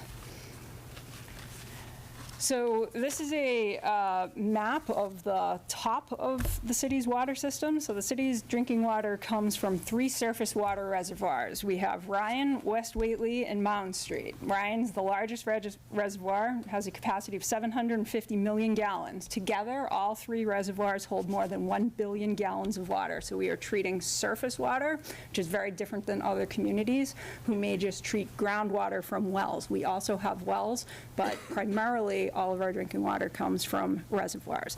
We own more than 3,000 acres of watershed land. Our ownership of this land allows us to restrict development and other activities which would be detrimental to water quality. We need to control what's happening around our reservoirs so that we have good water quality in the reservoirs.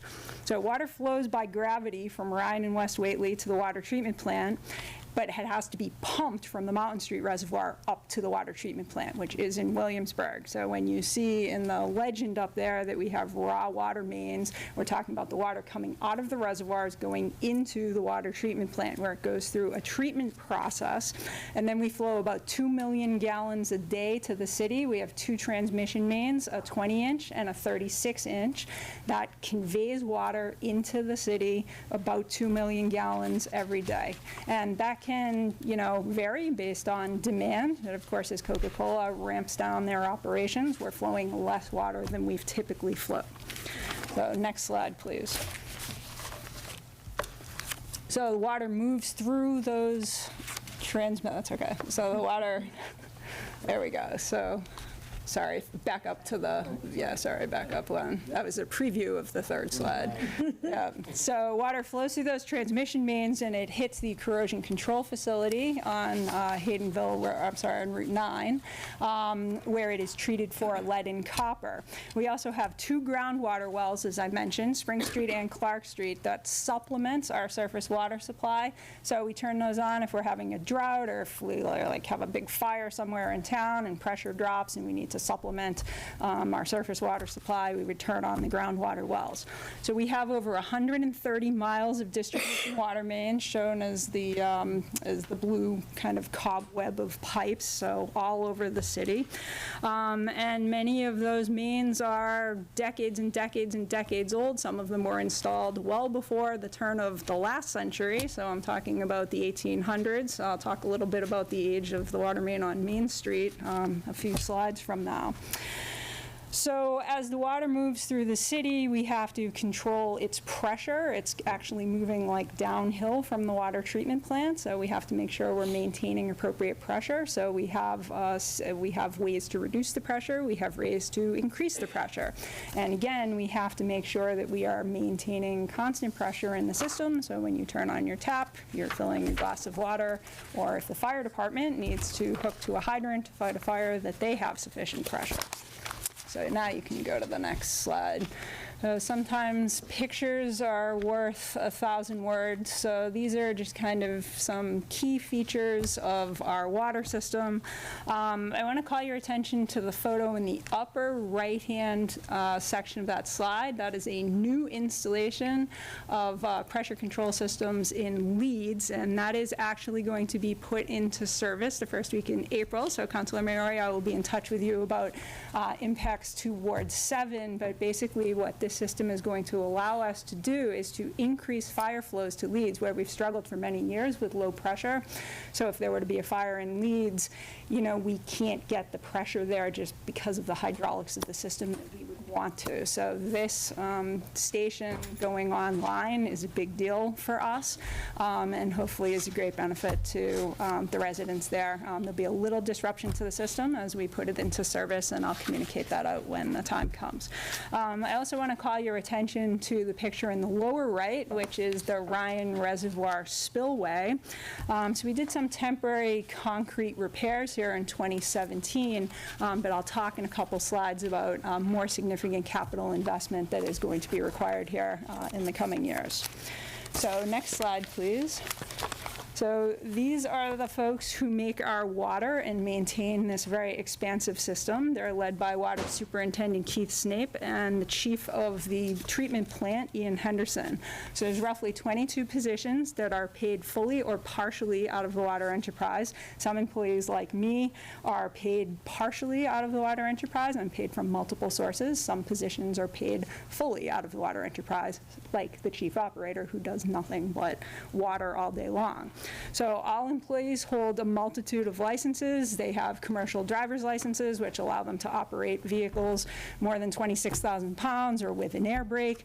They're also licensed treatment and distribution system operators, and these are licensures issued by the Commonwealth, and they're really the equivalent of apprenticeship programs like plumbing or electricity, where you have to pass a series of tests, and then you have time and grade. So all of them are highly skilled, and many of them have served the city for more than a decade.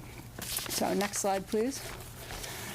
So this is just a quick slide to show our annual flows out of the water treatment plant. So what you can see, these are in millions of gallons. So as I mentioned, we're flowing about 2 million gallons a day right now. So this is an annual number. And what you can see is that our flows are declining. And our flows are declining as Coca-Cola ramps down their operations, and has been ramping for a period of time, as they have announced. So they're not gone, they're still here. But our flows are dropping. So, you know, dropping flows equals dropping revenue. So when we think about how we're kind of managing the enterprise, we have to be aware that when we have variable usage, we also have variable revenue. Also note on the pie chart on the right-hand side that the bulk of our flows actually come from residential sources and not commercial. So when we think about, you know, who's using the water, it's primarily residential usage. Next slide, please. So there's a lot going on in this chart, and I sort of struggled with how to present it, but the easiest thing to do is read this from the bottom up. So the water enterprise, the sewer enterprise, all of our enterprises are closed systems. They are unaffiliated with the general fund. Money in equals money out. All the money stays within the water enterprise. It doesn't move. So I will call your attention to the bottom line in yellow. And that bottom line is our revenue, and it is our expenses. And they have to equal, and that's the rules under which we manage the enterprise. So what you can see is that there has been no change for the last 4 fiscal years. That bottom line has stayed completely static. And if there were an FY25 column in there, because we are not asking for a rate increase, that number is going to continue to stay the same. So when we look at all of the things that make up this chart, those are more or less fixed expenses: personnel, operations, and maintenance. What happens is, as those increase, and you can see how they increase due to contractual obligations or inflationary pressures, we have to find capacity somewhere else in the enterprise to back into that bottom line, because our revenue is not rising because we are not raising our rates. And so I will specifically call your attention to the debt service portion of this chart. Debt service is making up more than 27% of the entire enterprise, and we're continuing to work through the loan for the construction of the water treatment plant, which was built in 2006. So that doesn't clear the debt schedule until 2027, 2028, at which point our debt will drop. But for right now, that's obviously a very high number when we're looking at a $7 million total enterprise. So you can go to the next slide, please. So this is a list of all the capital projects that we've done over the past few years. I should mention that our system is heavily regulated by the Department of Environmental Protection, DEP, Environmental Protection Agency, EPA. So a lot of our efforts have to do with regulatory requirements and seeking to invest in the system in a way that makes our regulators happy and serves our customers well. So we make efforts to engage in water main replacement as part of capital reconstruction of roadways, so much like we try to reconstruct the sidewalk when we're paving. We also try to work through the utilities if that is required when we're paving, and that means we don't have to dig up the road more than once, and we save money on asphalt and mobilization and excavation and so on. Sometimes, so examples of that would be like Damon Road or Atwood Drive, which were under construction. We replaced the water mains. But sometimes a water main gets compromised by age or material. An example of this is Winter Street, where we had multiple catastrophic water main breaks, including one where a tree, the water main blew up, and it took out a tree, which fell on a house and basically destroyed the entire end of the road. So that went to the top of the list, and we ended up completing that project last year. So, you know, there's a couple of different ways that these projects happen. That's obviously an undesirable way for a project to happen. And I'll also call your attention to a couple of projects that are in development. They have the word design in parentheses, so the transmission main and reservoir improvements. So I'm going to talk about those on the next slide, if you could. So we'll move from left to right. So there's several big projects which were represented in the capital plan. So the Ryan and West Whately Reservoir dams, these are both located in Whately. They are considered high hazard dams, and they're regulated by the Office of Dam Safety. So, you know, as we get to a place where the climate is changing and we are getting more frequent and more intense rainfall, we have to look at deficiencies within these reservoirs, the dams and the spillways, and we have to look at ways that we can improve those deficiencies before something undesirable happens. So the projects that we are proposing will increase spillway capacity, they will improve slope stability, and seepage issues. West Whately was built in 1903, and nothing has been done to it since it was built. This summer, when we had the extensive flooding in July and then again in December, I believe I was quoted in the paper as saying our reservoirs were over full, and the reservoirs were indeed over full. So not only did we have flooding issues in the city, we had to pay attention to what was happening in our drinking water system and to the integrity and the stability of the spillways and the dams which are protecting our drinking water supply. So the projects that we are proposing are to stabilize those structures because they have known deficiencies. Next is the Main Street water main reconstruction. So obviously we're reconstructing Main Street. So we have 2 water mains right now on Main Street. So 12-inch from 1871, it's 1871, not 1971, and a 16-inch from 1914. So we would not be able to reconstruct that road without paying attention to those water mains. They're fine, they're stable, but once you start a construction project, they are not going to be stable. So those need to be replaced. Next is transmission main construction. So I mentioned that the city is served by a 36-inch and a 20-inch transmission mains, which convey water from the water treatment plant to the city limits. 36-inch main was installed in the 90s, and it is roadside, but the 20-inch runs largely through inaccessible areas, including a swamp and the Beaver Brook golf course. I don't know if anyone's ever golfed there. Our transmission main actually runs through the rear of that property, and you can see it. It's actually above ground in some places. So as luck would have it, on the tip is a reconstruction project for Mountain Street. And so we want to marry that relocation of the 20-inch, bring it roadside. We want to marry it with that tip project, again, save on excavation costs, move the pipe to the road, because if something happened to it in the swamp right now, we're not really clear that it would be easy to address. And we do need both transmission mains in order to serve the needs of the city. So if one of those went out of service, we would see significant service disruptions within the city. The last piece of these kind of large numbers is our asset management plan. So we had an outside engineering firm work through all of the assets within the water enterprise, and what they do is they identify areas in need of rehabilitation or replacement, and they prioritize those repairs for us. So much like the sidewalk inventory, we have asset management plans for all of our assets.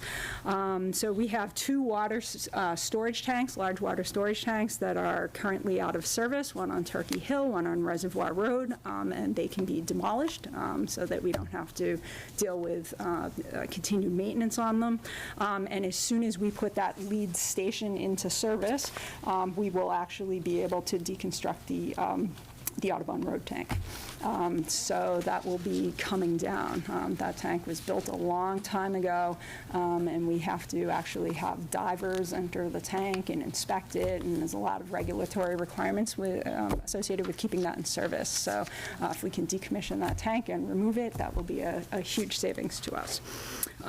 There's also several recommendations within that plan to replace water mains, most notably East Hampton Road, which is in design, where we've experienced multiple water main breaks over the past several years, North King Street, Federal Street, and Industrial Drive. And that is certainly not a comprehensive list, but just kind of a few highlighted sections. So next slide, please. So speaking of a comprehensive list, this is not a comprehensive list, but just wanted to sort of highlight rising costs within the water enterprise. So on a previous slide that had all those budget numbers, I talked about, how we have costs that are rising, and here's an example of some of the costs that are rising. So over the past 4 years, we've just seen significant increases, and, I just sort of selected this group for illustrative purposes. But, the numbers for FY24 are projected, but what I will say is, look at electricity, and, our usage has not gone up. The bill has. And so, that's just one example of kind of the inflationary pressures that we're dealing with. So next slide, please. So this is a graph that talks about Coca-Cola's impact on our enterprise. So since the 1950s, they have been the largest user of water and sewer within the city. So they've historically represented about 25% of the usage within the water enterprise. I'll talk about sewer shortly, and therefore 25% of our revenue. So in general, we had come to expect between $1.6 and $1.8 million a year from them on the water side. So their notification to us several years ago now that they were ceasing their operations in Northampton put us in a place where we understood we needed to make up for that loss in revenue. The original schedule was that they were to be gone months ago. They are still here in a very diminished capacity. They're running, I would say, at about 45% right now of what we would have seen from them, and they are absolutely scaling down month over month. So the most recent information we have is that they will be ceasing all operations by the end of the second quarter of 2024, which I believe to be June. So next slide, please. So now I'm going to switch gears before talking about rates over to the sewer and wastewater systems. So what I've done is I've just sort of mirrored these slides to the water. Now we talk about sewer. So we have a vast network of sewer mains. We have more than 100 miles. We have 7 pump stations for where we can't move wastewater by gravity. You always want to move wastewater by gravity. When you can't move it by gravity, you have to pump it, and there's obviously cost associated with that. So we have 7 places in the city where we have to pump wastewater. Ultimately, everything moves to the wastewater treatment plant on Hockenham Road, where the wastewater is treated before it discharges to the Connecticut River through a 36-inch outfall.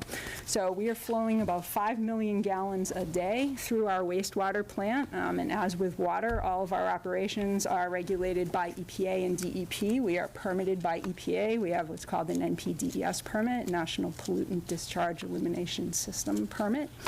Tells us what we can and cannot put into the river and what the characteristics of it need to be when it goes into the river. And we do a considerable amount of testing and reporting around that. I'll also note that we receive wastewater from Williamsburg, so we get between 80,000 and 120,000 gallons a day from them, depending on what they're doing up there. That number can vary.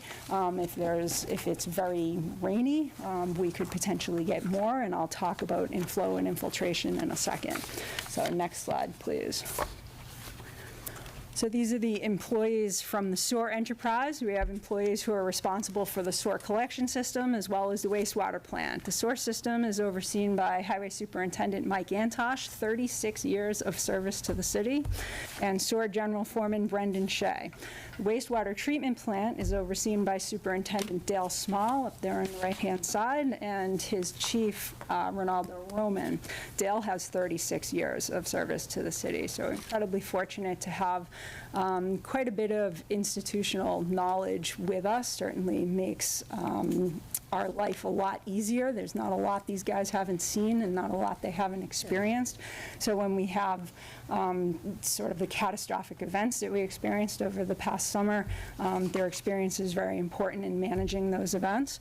So as with water, there are professional licenses required by the state to operate the equipment needed to maintain the sewer system. So we're talking about commercial driver's licenses to operate an air brake. We're talking about hoisting licenses to operate like a catch basin cleaner.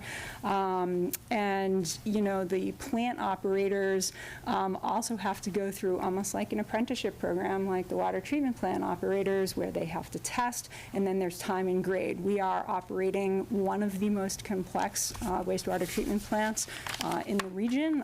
It is the highest graded plant from the state's perspective, so there is sort of a complicated licensing procedure. These guys are true professionals. They work under difficult conditions. For those who've ever been to the wastewater plant, I think you might not disagree with me. It's kind of a tough spot, and we run 24 hours a day, 7 days a week, 365 days a year, all holidays, and it can be difficult. So next slide, please.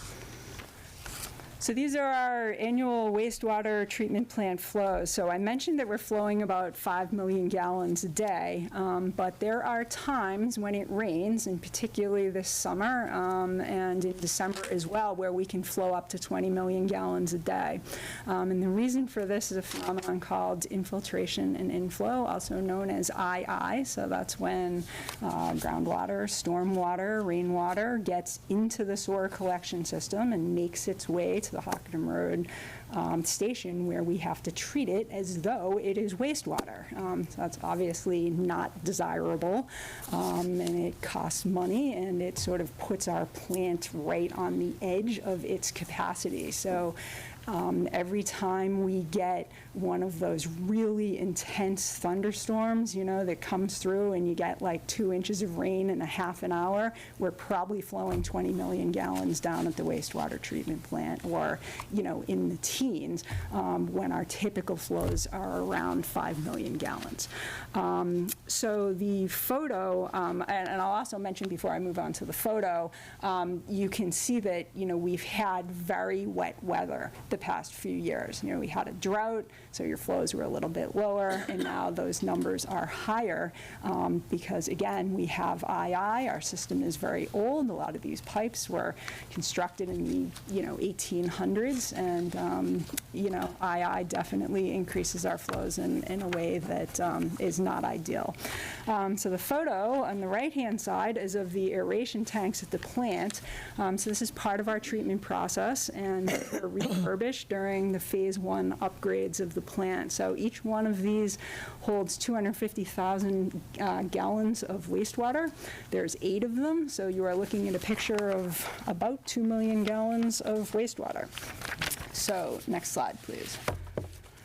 So similar slide to the water enterprise. So again, look at the bottom line in yellow. We've not altered that bottom line in 4 years, and if there were an FY25 column, there would be no alteration to that bottom line. So I want to call your attention specifically to debt service. Looks much better than the water enterprise. However, I will talk about, I just mentioned phase 1 upgrades. I will talk about phase 2 upgrades, the wastewater plant in a moment. We expect that number to rise by about $1 million. So we're dealing with a $6.1 million enterprise. We're going to add significant debt service to fund these repairs and upgrades, which have to be made. So we are going to end up in a scenario where we have considerable debt service. And Councilor Jarrett, I heard your question about the stabilization funds for the utilities, and we have to look at this scenario where we have a considerable amount of debt service being added to the utility, and that bottom line is not changing. So now we have to look at the best way to try to keep that bottom line as stable as possible. We are not asking for a rate increase, even though all of the numbers in this chart are rising. And what happens is, as the numbers in this chart rise, the only thing that's really variable is how much we can spend on capital.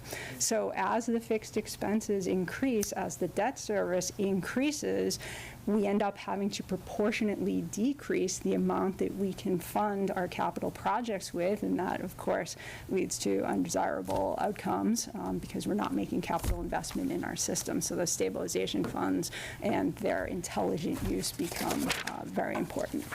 Next slide, please. This is a list of the capital projects that we've done in sewer for the past 5 years.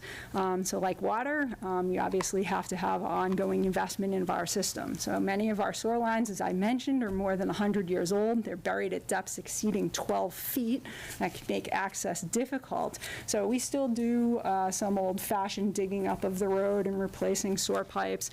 And we did that in the Masonic Street parking lot or on Damon Road. But an alternative method is to line the existing sewers using a fiberglass mesh, which is cured in place with UV light. So we did a trial of this on South Main Street in Ward 5 last year, had some really good results. I've been in touch with Councilor Jarrett and Councilor Rothenberg about projects in Ward 5 and Ward 3 this year. So we are targeting specific areas that we know have high II, so high inflow and infiltration, and we're going to move through those areas. We're going to reline the sewers. That means we don't have to excavate. And we reline the sewers and make sort of a smooth finish on the inside, reduces capacity just a little bit, but not enough to matter for our purposes. So it's a more cost-effective way to deal with our extensive and very old infrastructure, which is in need of an upgrade. So when you see the sewer line replacement in the capital plan, that's what funds this. And I'll also talk about, on the next slide, the price tag on those wastewater treatment plant upgrades. So we are on to the next slide. So we have a comprehensive wastewater management plan that was issued in 2016. So like our asset management plan in water, this looked at all the sewer enterprise assets and recommended a series of improvements. So the most costly and time-sensitive of these were phase 1 upgrades at the wastewater plant, and that cost roughly $12.5 million. They were funded through an SRF loan. So for those not familiar with SRF, it stands for State Revolving Fund. It's also known as the Clean Water Trust, program through the state, which allows municipalities to borrow money at a reduced interest rate, and there is some level of loan forgiveness. So phase 1 at the wastewater plant dealt with reconstruction of electrical systems and the aeration tanks, actually, that we saw on the prior slide. So phase 2, moving from left to right here, will similarly be funded through the SRF program. So we'll be constructing improvements to the clarifiers, plant water system, and most notably sludge process. We'll also be implementing a SCADA system. So SCADA stands for Supervisory Control Data and Acquisition. Yeah, supervisory data and control acquisition, and that allows certain pieces of equipment like pumps and motors to be controlled remotely, just makes sort of a more efficient running of the plant. So the CWMP also recommended upgrades, center slide, to the city's 7 pump stations. So I talked about where we are not able to move wastewater by gravity. We have to pump it. So we are specifically targeting William Street and the pump station associated with Island Road as a first step. And I also talked a little bit about the high flows into the plant during wet weather events. And I also mentioned that we're regulated by by DEP. So for every regulation that we have, there's an associated CMR, which is the Code of Massachusetts Regulations, and there is a CMR which requires attention to inflow and infiltration. So our sewer lining program is extremely important for compliance with this CMR and compliance with DEP requirements. So that's the picture on the right-hand side. This was actually a picture from last year. So next slide, please. This kind of looks similar to the water slide.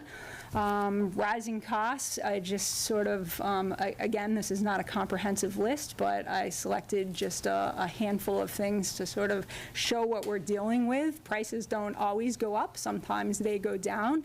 And again, that's the challenge of taking, that fixed bottom line and then seeing what I have for numbers, in my fixed expenses versus what's variable. But I want to call in particular your attention to electricity. So the high flows from the excessive rainfall have created a scenario where we're processing more wastewater due to higher flows, and that is reflected in higher usage. I'll also mention that when the Connecticut River rises above normal levels, we actually have to pump our effluent out of the plant. The plant is at the lowest point in the entire city. So we have to pump our wastewater out into the Connecticut River once that Connecticut River rises above 106 feet. We start pumping it like 105.5. If we were to get a massive thunderstorm, we have to evacuate interior drainage of the city, and we can't do it fast enough. So we have to pump all of our wastewater out, even if the Connecticut River is not at a high level. So we have 360 horsepower pumps, and when those things turn on, the lights dim, and those move 5 to 20 million gallons of wastewater out of the plant. So when you look at this number, these are truly circumstances beyond our control, where when we need it to work, we need it to work. It keeps raining, and there is a cost associated with the weather, and that is reflected here. I'll also mention sludge disposal. So between sludge and electricity, those are our two biggest operating costs at the wastewater plant. So sludge, as you might imagine, is the solids which are removed from wastewater during the treatment process, and those have to be settled out, and then they are trucked off-site for incineration.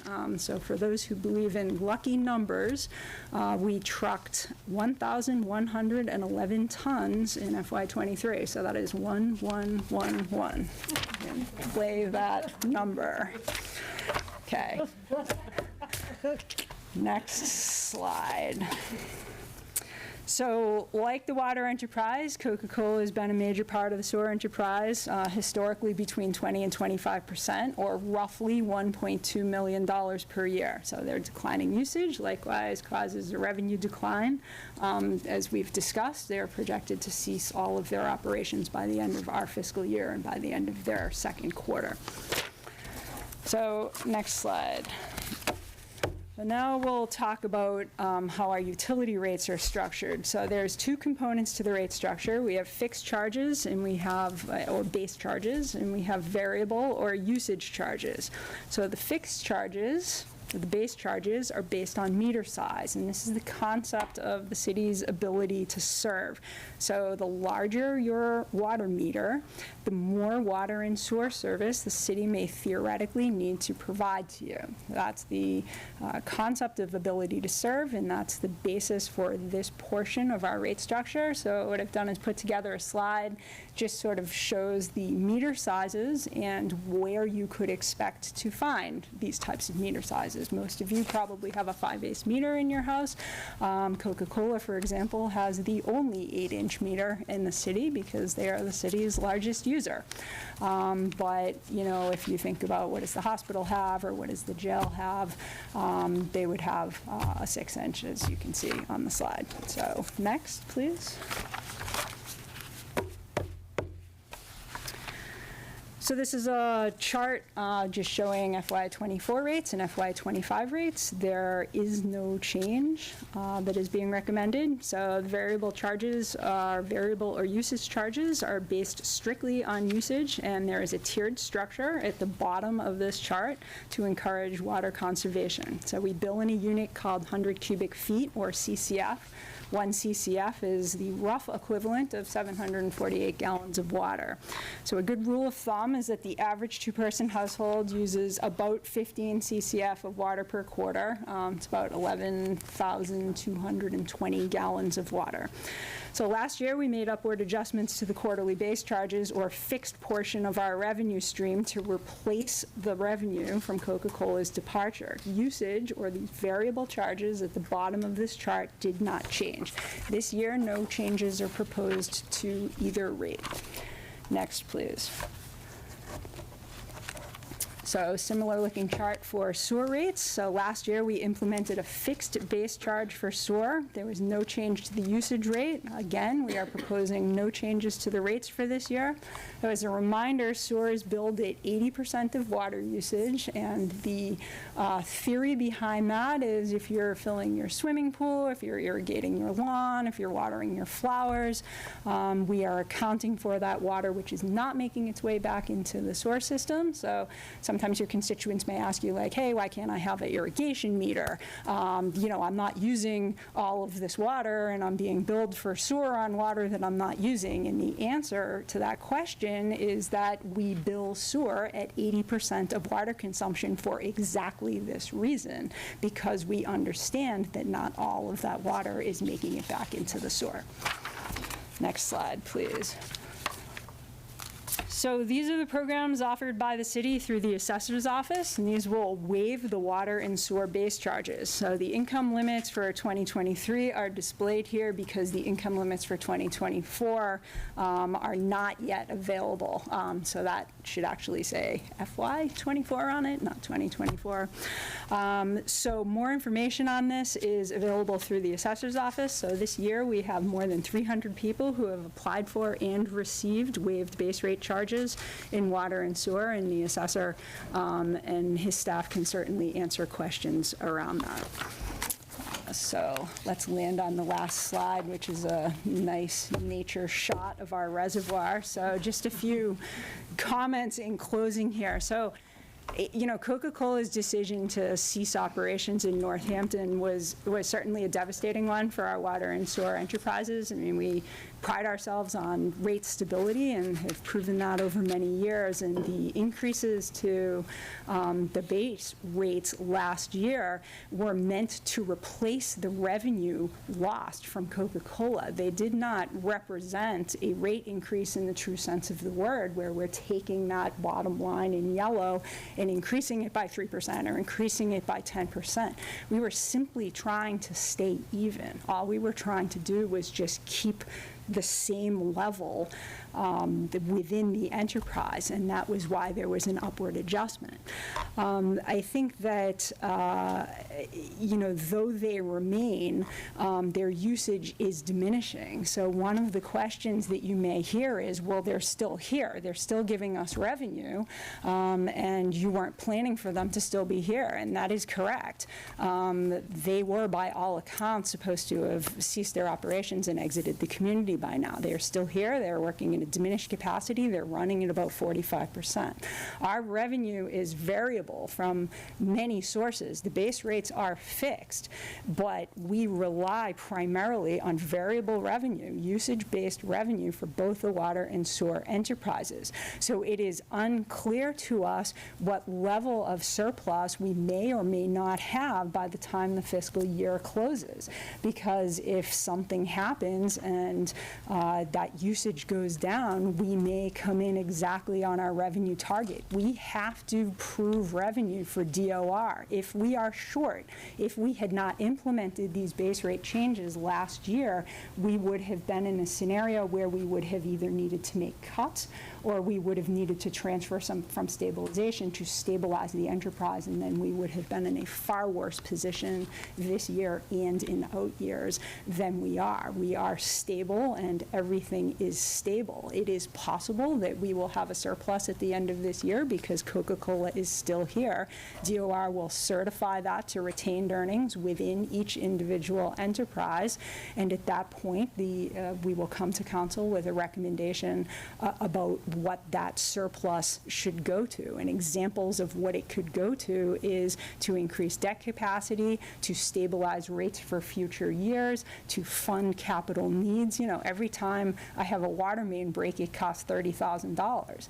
And sometimes it costs more than that if it's really horrible or really deep or in an inaccessible spot.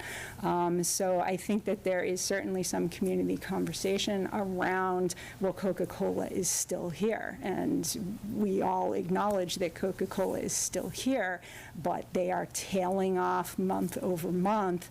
And again, we expect a full exit, and it is unclear kind of what that's going to look like and what the timing's going to look like. But I certainly want to acknowledge the mayor and the finance director for their assistance in running these enterprises. And, you know, we strive very much to achieve stability within the enterprises and continued capital investment as we really need to focus on the resilience of our system and our ability to respond to really, you know, significant weather events that certainly keep me up at night. And in closing, I just think it's important to thank all of the employees affiliated with the Water and Sewer Enterprise, really for their extraordinary efforts. These folks work under really difficult conditions, and they work, you know, often 24, 40 hours at a time. You know, Christmas, you don't get water main breaks or sewer breaks at 10 o'clock on a 70-degree, you know, Wednesday. You know, you get water main breaks at 3 a.m. when it's 10 degrees out. And their efforts are truly extraordinary. So I think it's important to acknowledge them. So happy to take questions if there are any. Thanks. Thank you, Director, for that very comprehensive presentation. Questions from councilors? Councilor Rothenberg. This is such an aside, but we just had the Ag Commission in here, and they were talking about the salt runoff and that they're worried about their groundwater. And they're like, we don't have any money to test it. We don't know how bad it is. So I was just wondering, do they have any overlap? Do their interests overlap with your enterprises at all? And can you update us on anything that might be able to help the farmers test their salt levels in their groundwater? Yeah, they said they're spending a lot on city water because they can't trust the groundwater. Yeah, they're struggling with runoff from 91. So what they're struggling with is salting operations, Mass DOT's salting operations. And there's some level of sort of it falling off the side of the interstate and kind of leaching into their fields. I think that, you know, their sort of geography is challenging in that they are butting right up against the interstate, and it's difficult to ask for a reduction in snow and ice control, you know, on a major north-south stretch. I don't believe that the city is in a position to intervene in that conversation in any way that would be associated with our water and sewer enterprises, other than to say we have water if they want it. Thank you. Councilor Mayor. Yeah, because some of this is climate related, are there federal climate grants that go to such things, capital expenses for DPW? There are. I mean, we can go after, you know, MVP grants and brick grants through FEMA. You know, we did a reconstruction of a sewer line on River Road some years ago using a FEMA grant, and that was damaged from Hurricane Irene, actually. That project wrapped up in like 2018. So FEMA will give you like a 75-25 match. A lot of these grants require some level of match. They typically, you know, grants typically like to pay for construction. They don't typically like to pay for design, although some certainly do. So to the extent we can, we leverage these programs, but ultimately the needs far exceed the available funding, both in any sort of grant program or within the capacity of the enterprise. Are there any questions from members of the public or comments on our water and sewer rate proposal?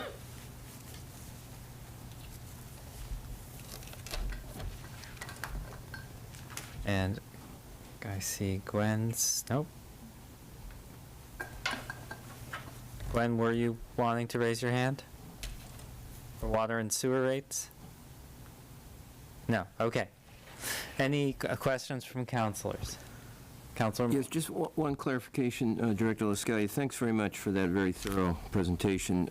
If there is a surplus in either the water or sewer enterprises at the end of this fiscal year, that surplus would remain in those enterprise funds, and you would come to council with recommendations about perhaps capital projects that would go to that aren't otherwise funded. Yes, that's correct. So it flows back within the enterprise. It never leaves the enterprise. It goes to retained earnings where it's certified by DOR, and then we convene and make a recommendation about what the best use of those funds are. Options are transfer to stabilization, transfer to capital. We can have a conversation about what the best use of it is at that time. Thank you. Okay, seeing no other questions, I would entertain a motion to close the public hearing. Move to close. Second. Motion made by Counselor Perry and seconded by Counselor Elkins. Any discussion? All in favor, say aye. Aye. Aye. And any opposed, any abstentions? So the public hearing is closed. Thank you so much for your presentation and attending. Thank you. How's everyone doing? Do we need any recess, or can we go to We public won't sleep comment? well tonight after hearing all the DPW catastrophic, but Brief recess? Okay, 5-minute recess, and then we'll do public comment.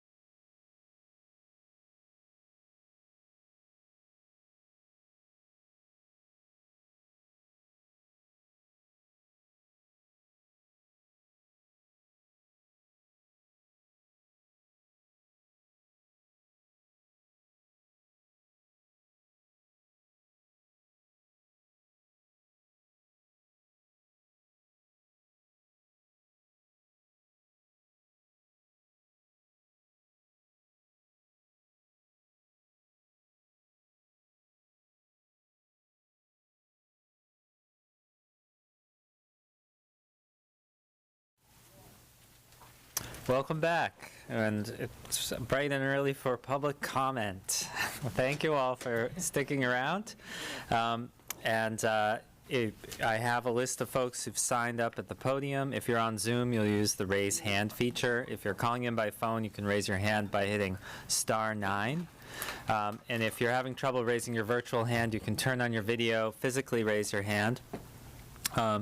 You can also submit a written public comment. You can email it to citycouncil@northamptonma.gov. And I'm going to alternate between people in the room and on Zoom. There will be a maximum of 2 minutes, and after 2 minutes, I'll ask you to finish your sentence.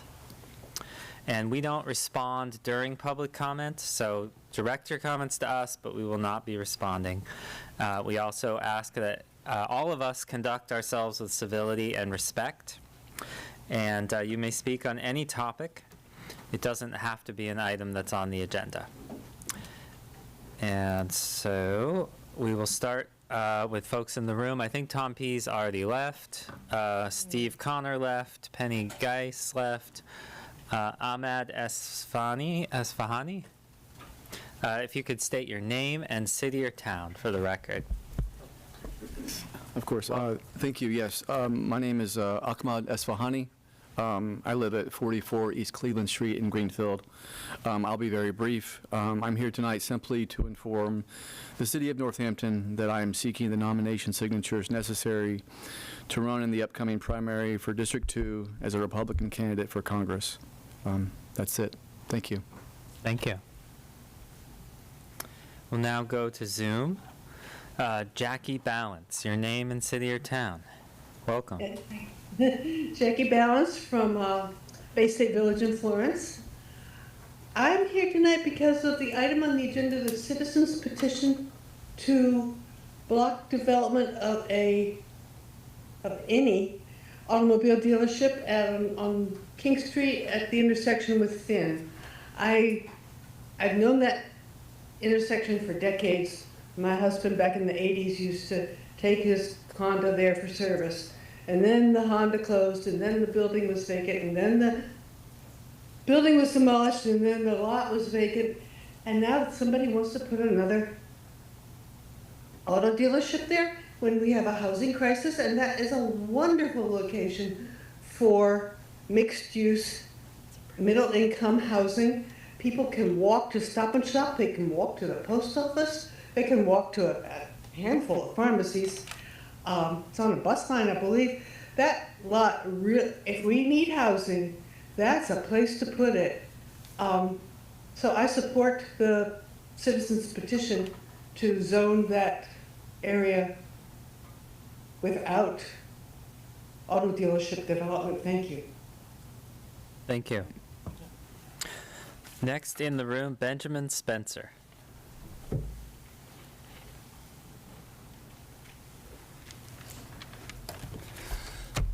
Hello, everybody. I'm Benjamin Spencer. I live at 8 Rust Avenue here in Northampton, and I'm involved with a group of citizens who have submitted the petition to amend the central business gateway district zoning pertaining to automobile sales. I believe the proposed change will help the city stay on course regarding the goals of sustainable Northampton. They are good goals. The intent of this zoning is to foster appealing gateways into downtown. This is where downtown is already growing. Gateways are intended to be comfortable, interesting, and useful. Gateways connect neighborhoods and promote alternative transportation by supporting walking, cycling, and public transportation. The Gateway District contains high-density, mixed-use commercial and residential buildings already. The streetscape is intended to be welcoming, attractive, and safe. Our Sustainable Northampton document says it best. Northampton has developed a vision for its future, as well as the goals, principles, and strategies required to support and implement that vision. Sustainable Northampton is a comprehensive plan that seeks to ensure the city can continue to meet its current and ongoing environmental, social, and economic needs without compromising the future for succeeding generations. It continues to say that this vision is intended to guide Northampton's role locally, regionally, and globally Sustainable Northampton commits the city to becoming a model community for the sustainable policies and practices. I'm looking forward to the coming meetings where this will be discussed. I plan to attend. I appreciate all of your thoughtfulness on this matter, and thank you. Thank you. Next on Zoom is Joella Tarbutton. Hello, everyone. I haven't been to these meetings in a while, and I just came in to listen, and I wasn't going to speak. I went and looked at the agenda, and very interesting, but I do appreciate people explaining it. And I just want to say basically ditto. I think it was someone as a previous speaker, Jackie Balance, and the way I agree with her 100%. And so I just wanted to say, put in my support for that. And also, it's nice to be back amongst you guys. And that's it. Thank you. And your city or town? Sorry, I asked you to unmute again. There you go. I live in Northampton, yes. Thank you. Next in the room, Adam Novitt. Hi, everybody. I'd like to just echo that it is actually nice to be back here in person. So I've been around Northampton for a long time. Two of my sisters went to Clark. I lived in Northampton in the 80s when I went to UMass. And this was always going to be my home. I love the city, and it's been really great to see the direction that the city's taken. Every time you guys plow the bike path, I cheer. I think it's great. I think it's great how serious we take our sidewalks. I think it's amazing that that the Climate Action Project Administration was created by the city. These are all to the good. I live just off King Street on Hooker Avenue. And I bought my house in '01, and I was on a lot of those original walks when we were trying to decide what the Gateway District was going to be. And I was really excited about it. I think it's great. And it's been really good to see the progress that's been made with the stormwater mitigation and the tree planting and the streetscape. And I think at this point, King Street is really about to blossom. One of the important factors for me is that the Mass Central Rail Trail is ever growing out from Boston. That's going to be, I think, 140 miles to Boston. And then there's the Northampton New Haven Greenway. And that point right there on King Street is going to be the hinge of the biggest rail trail network in New England.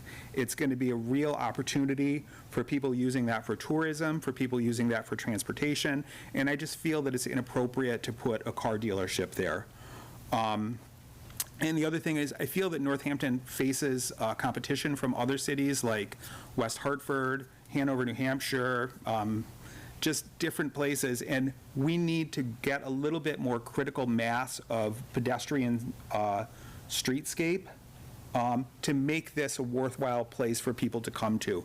Right now, if you come here from Worcester or Hartford, it's one lap of downtown, and we need to grow Pleasant Street and King Street. So that was your time. So if you could finish your sentence. Okay. And so your anyways, city or town as well. Thank you very much. I live in Northampton. Thank you. Yep.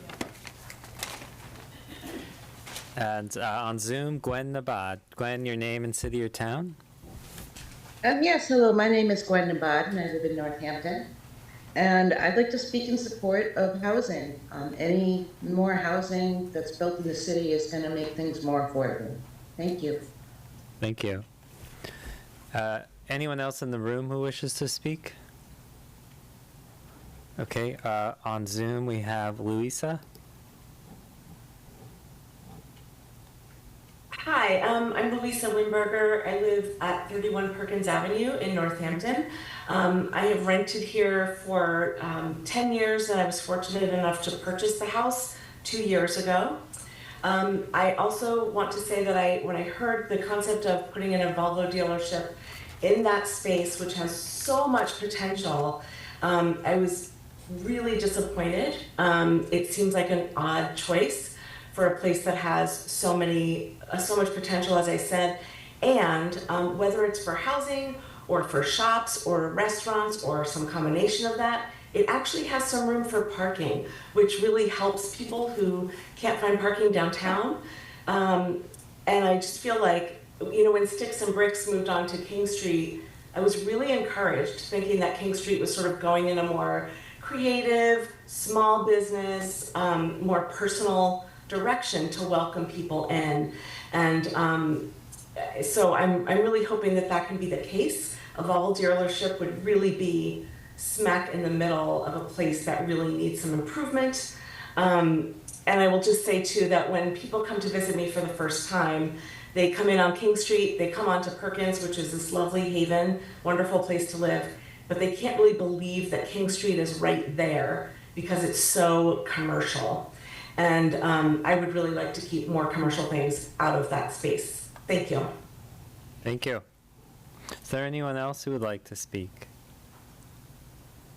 Okay, so thank you all for public comment.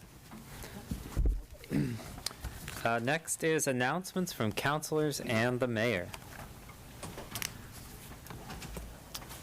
Councilors, Councilor Perry.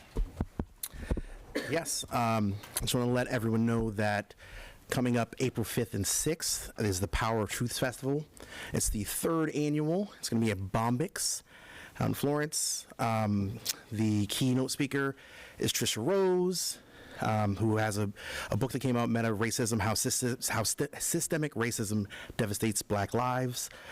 There will be an appearance from some members of the Select Committee to Study Racialized Harms for Black residents and workers. We'll have a quick talk about reparations and whatnot and some of the work we've been doing. And also, I'm excited because Acrobatic will be back. He was at the first event, and this time he's bringing Mr. Liff with the Perceptionist, and as a hip-hop pop, I'm super excited that both of these guys are showing love to our city. You can go there Fridays from 9 a.m. to 3:30 p.m. Saturday, there are 2 different sessions from 9:30 to 5, and then there's a later session from 7:30 to about 10 o'clock. So, there you go. Thank you. Councilor Labarge. Your microphone. Thank you. In our agenda, we have a proclamation coming from our mayor on Developmental Disabilities Award Month.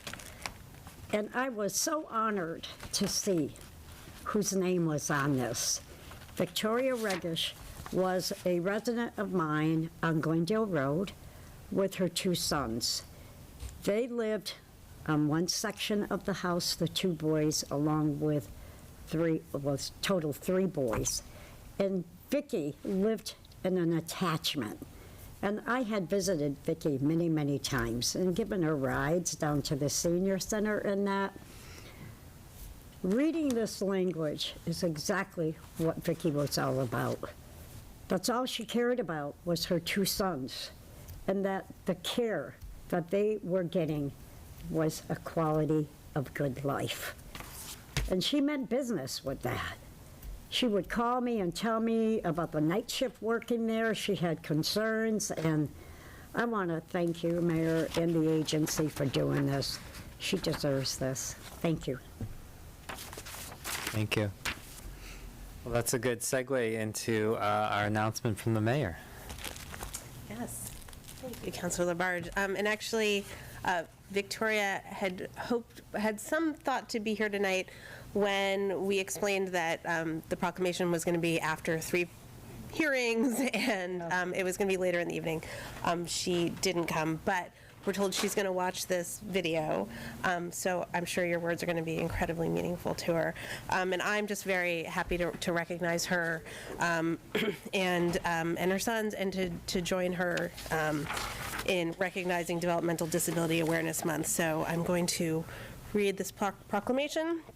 This is March 2024 Developmental Disabilities Awareness Month, whereas individuals with developmental disabilities, their families, friends, neighbors, and coworkers encourage everyone to focus on the abilities of all people, and whereas public awareness and education enhance a community's understanding of the issues affecting people with developmental disabilities, and whereas the month of March has been designated National Developmental Disabilities Awareness Month, and this year's theme is A World of Opportunities. This means that we are celebrating people and working together to remove obstacles. Our goal is to build a community that's committed to creating a world where everyone can do well and succeed. And whereas the City of Northampton wishes to join, Victoria Regish this year in acknowledging the workers at the Northampton office of the Commonwealth's Department of Developmental Services who help her in caring for her sons, Rainey, age 63, and David, age 61. Now therefore I, Mayor Jean Louise Shara, do hereby proclaim March 2024 to be Developmental Disabilities Awareness Month in the city of Northampton. I urge all of us to support every effort to enable residents with developmental disabilities, such as the Regish sons, to live full and productive lives of inclusion in our community. In witness whereof I have set my hand and imprinted the seal of the city of Northampton on this 21st day of March 2024, Mayor Jean Louise Shara. And great thanks to you, Victoria, for asking us to recognize this month, and we thank you for all that you've given and the love and care and that you have shown for your family and for everyone else in our community, and for asking us to recognize this. So we thank her. I also have one other announcement, if that's okay, which is that I just wanted to tell everyone that I was very happy to present today the Name That Campaign contest winner, which is local musician Damon Toussaint. He came up with the winning name for the campaign for Main Street. So this is the group where we're pulling together the DNA, the Downtown Northampton Association, the Greater Northampton Chamber of Commerce, and the city, and we're working together to bring a campaign to support our businesses during construction. And the winning name that he came up with is Pardon Our Progress, or POP, which we thought beautifully captured what we feel this project is, what this campaign is, right? So it is acknowledging that we are moving forward and that we are progressing as a city and that we're bringing about really transformative change to downtown, but that there will be disruption and that there will be challenges, but that we're all going to work together to get through those challenges. And of course, I love puns, so we are working up just a whole host of pop puns.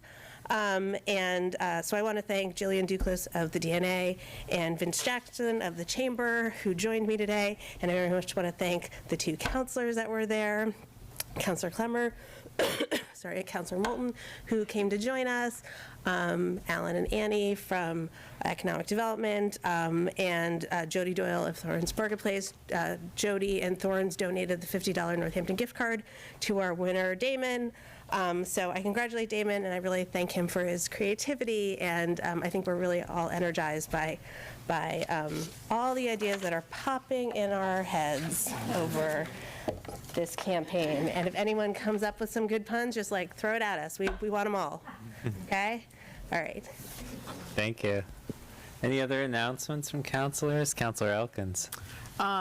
Yes, I wanted to just give a big shout out and congratulations to the players and coaches of two local teams, which is the Northampton girls, the Northampton High School girls basketball team, who went to the Final Four. They lost in the semifinal of the MIAA Division II tournament, but they did a great job, and I understand there are a lot of freshmen on that team, so maybe there's some a lot going on. And then also Smith College, they're the women's basketball team at Smith College went to the NCAA Division III Final Four.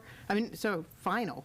They lost in the final. It was a very tough game, but again, hats off to those coaches, those players, and very excellent job. Great to see.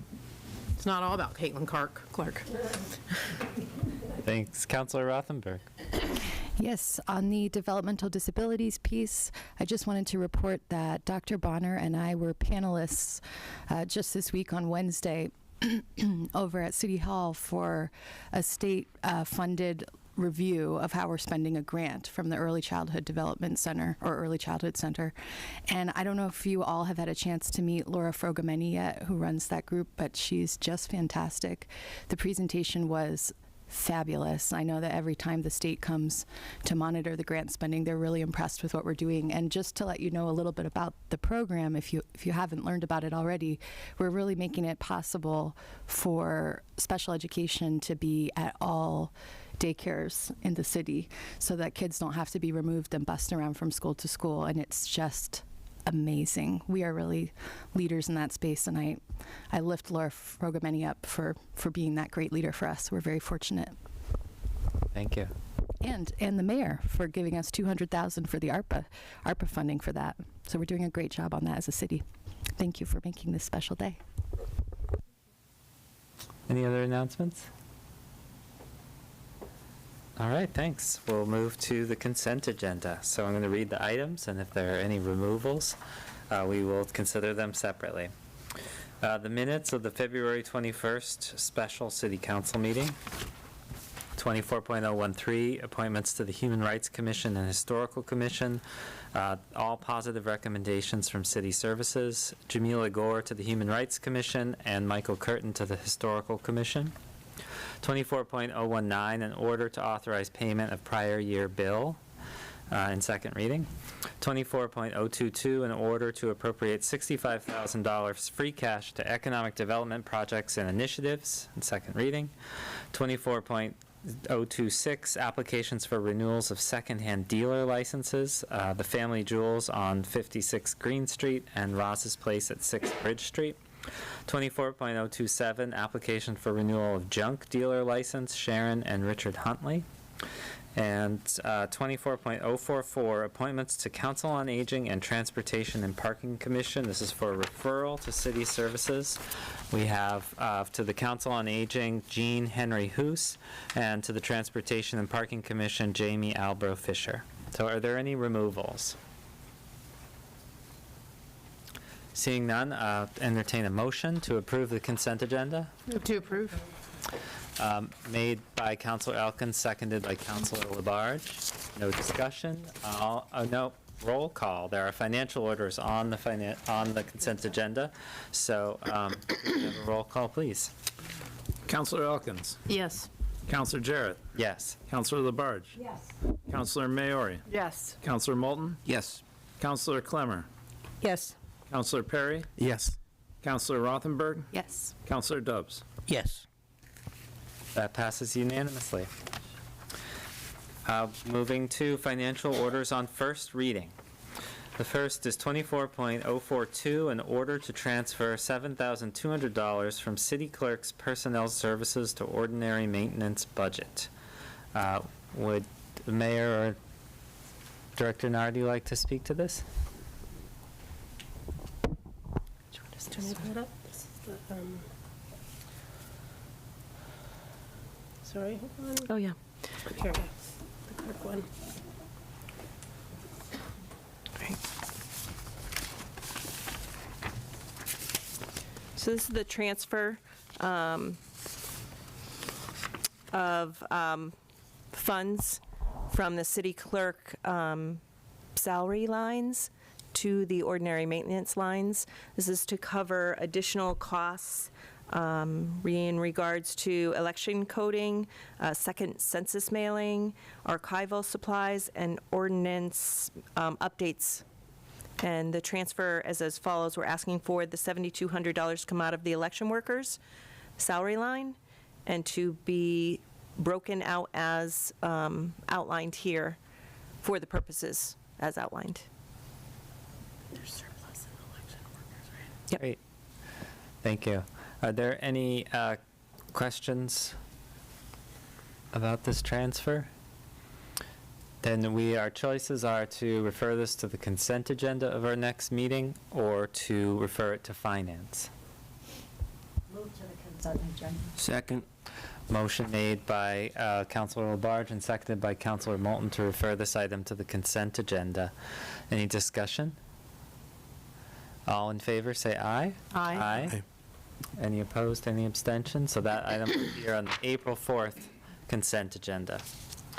Next is 24.043, an order to appropriate $171,500 for civil service withdrawal.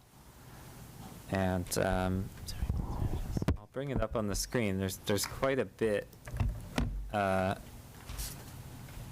this in terms of background.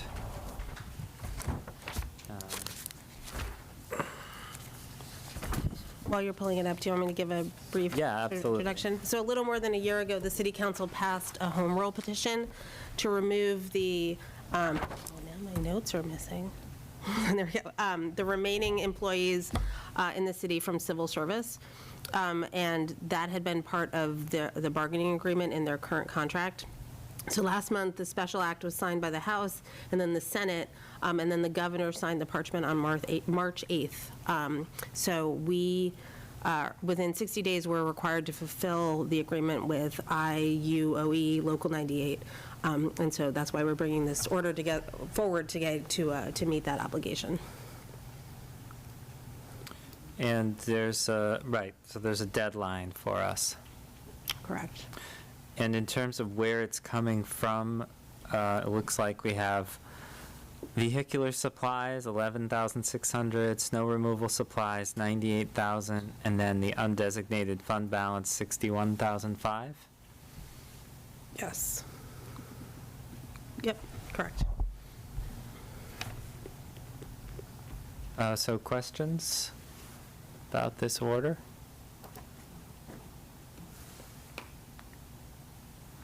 Again, do we want to refer this to the consent agenda or to finance? Move to the consent agenda. Second. Motion made by Counselor Elkins and seconded by Counselor Moulton. Any discussion? All in favor, say aye. Aye. Aye. Any opposed, any abstentions? So that will also appear on our April 4th meeting. 24.040, an order to establish water and sewer rates for fiscal year 2025 in first reading. And, we have got the very comprehensive update and from Director LaScalia. Are there further questions about these rates? I will move to send it to the consent agenda. Motion made by Counselor Perry and seconded by Counselor Labarge. Any discussion on referral? Yeah, just to say, yeah, I agree, because the rates aren't changing. Some years we do bring it to finance, but with it not changing, I don't think it's necessary. Thank you. I concur, Chair Maori. I doubt we're going to have any constituents complaining about this. Oh, I don't know about that. But yes. People are going to be very happy. Okay, any further discussion? All in favor, say aye. Aye. Any opposed, any abstentions? So that passes and will also be on the consent agenda of our April 4th meeting. Which brings us to the package of 8 financial orders to implement the fiscal year 2025 to 29 capital improvement program. I would like to take the reading of the council as far as, would we like to take these as a group? Or would we like to take them one by one? I would prefer, Okay, Counselor Elkins. I would propose that we take them as a group. Okay. They've been covered in the discussion of the resolution and in the materials. Right. So we have these orders, and then we also have a resolution to adopt. Now, we're not going to vote on either of those tonight unless someone wants to suspend the rules, which is not requested. But when we do vote, we need to pass the resolution before we actually vote on these. Because the resolution is what says we are adopting the plan. And then this is the beginning of the implementation of the plan. It's not all of the implementation of the plan, but it is the beginning of it. For tonight, I don't think the order matters so much because all we're doing is deciding on referral. But let's go ahead and discuss this package as a group, and then someone could make a motion to refer either to the consent agenda or to finance. So I'll go ahead and read them. They are 24.032, in order to appropriate $25,000 from cemetery trust and income for cemetery restorative work. 24.033, in order to appropriate $3.3 million undesignated fund balance funds for various capital projects. 24.034, in order to appropriate $780,000 from the Capital Stabilization Fund for various capital projects. 24.035, in order to appropriate Smith College gift for classroom PCs and NPS website design. 24.036, in order to authorize borrowing $1.1 million for a fire engine. 24.037, in order to appropriate parking receipts reserved funds for parking projects. 24.038, in order to appropriate PEG, which PEG stands for Public, let's see, I looked this up because it was an acronym, Public Educational and Governmental Access and Cable-Related Funds to Northampton Public Schools Infrastructure Redundancy Project. And 24.039, in order to appropriate $500,000 from stabilization for various capital projects. So, comments and questions on these particular orders?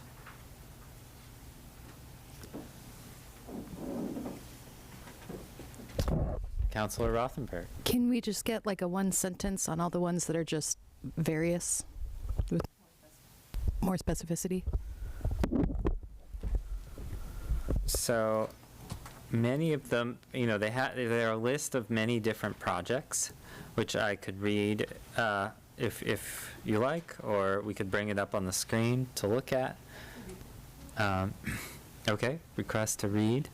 So the first one that's various is 3.3 million undesignated fund balance.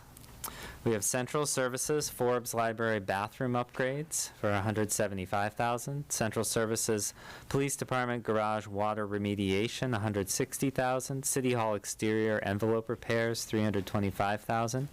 Next, Northampton Public Schools, replace Jackson Street School failing gym exterior doors for $25,000.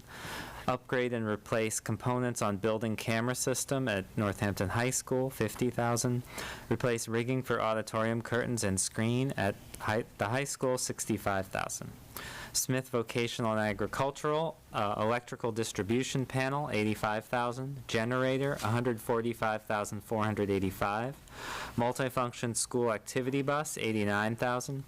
Roof repair on storage building, $50,000. Re-siding for Apple storage building, $65,000. Secure D building roof, $85,000. Health and Human Services, purchase 2 hybrid vehicles, $97,176. Next, Information Technology, computer-aided dispatch and record management system, $252,819. City Network access switching, $100,000. Dispatch UPS batteries and server, $50,000. Replacement of city PCs, $88,412. NPS website redesign, $19,874. And I'll note that there's that's also coming in another order with the Smith College gift, another portion of that. Then the NPS server equipment cluster replacement, $150,000. NPS infrastructure redundancy, $3,645. Is that one also in another one? Well, we'll get to that if it is. For fire rescue, to replace an ambulance, the A3 ambulance, $425,000. For planning and sustainability, the Picture Main Street Construction Administration, $200,000. The police department, 3 hybrid cruisers, $228,232. Senior services, fitness center equipment replacement, $20,000. And then Department of Public Works, parks improvements, $75,000. Sidewalks, $250,000. And traffic calming, $100,000. For a total of $3,379,643.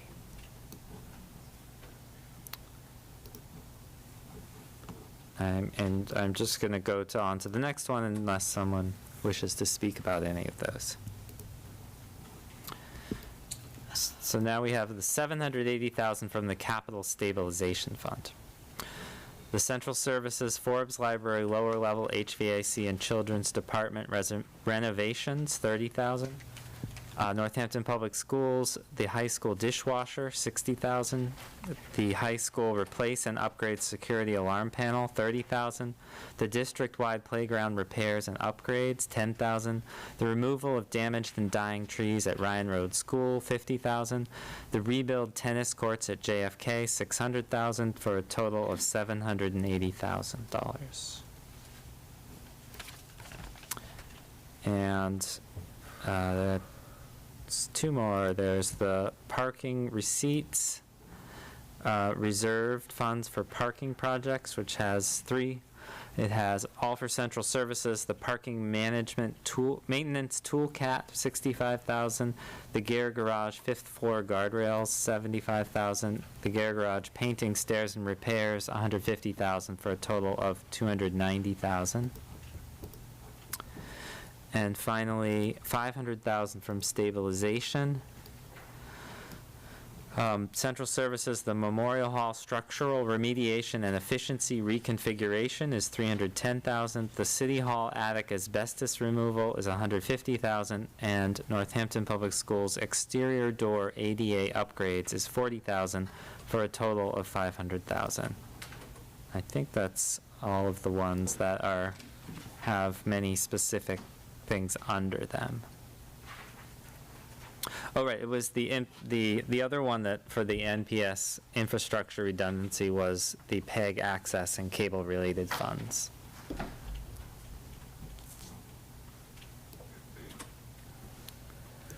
Okay, so discussion, or we decide to refer to finance or the consent agenda.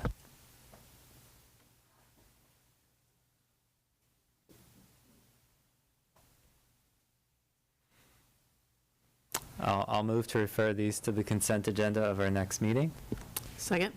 Motion made by Councilor Jarrett and seconded by Councilor Elkins. Discussion on referral. All in favor, say aye. Aye. Any opposed? Any abstentions? Opposed? Okay. Note that Councilor Rothenberg is opposed, so it passes 8-1.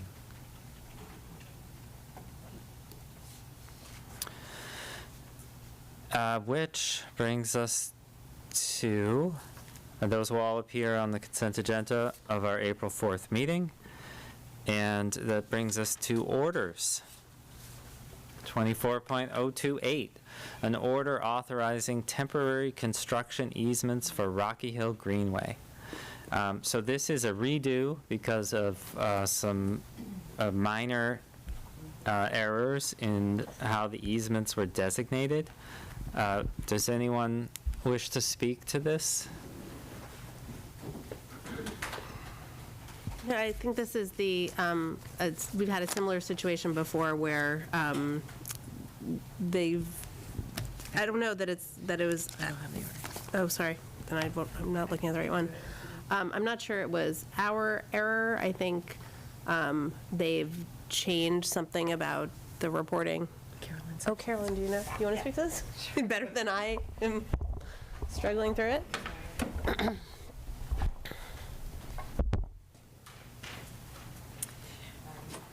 It's really a correction of a reference. So the easements were labeled on an original survey plan from which the text related to the easements were made. And then in the meantime, the survey plans went back to MassDOT and got adjusted, and the surveyor changed the reference temporary easements numbers to a different number. So what you all approved references, I forget if it's like 10, 11, and 12, but the numbers were changed to 13, 14, 15. So that may not be the exact number, but that's the idea, is the document that you all approved was not referenced properly. And we would ask if you could, since you've already voted on this and it's just essentially a clerical change, that if you could do it in 2 readings, that would be great. Great, thank you. there any questions? Counselor Moulton? No, this is simply a relabeling. I move for suspension of rules. Motion to suspend rules made by Counselor Moulton and seconded by Counselor Labarge. Is there any discussion on suspension of rules? All in favor, say aye. Aye. Aye. Any opposed, any abstentions? Okay, we can now entertain a motion to approve. I will move to approve. Second.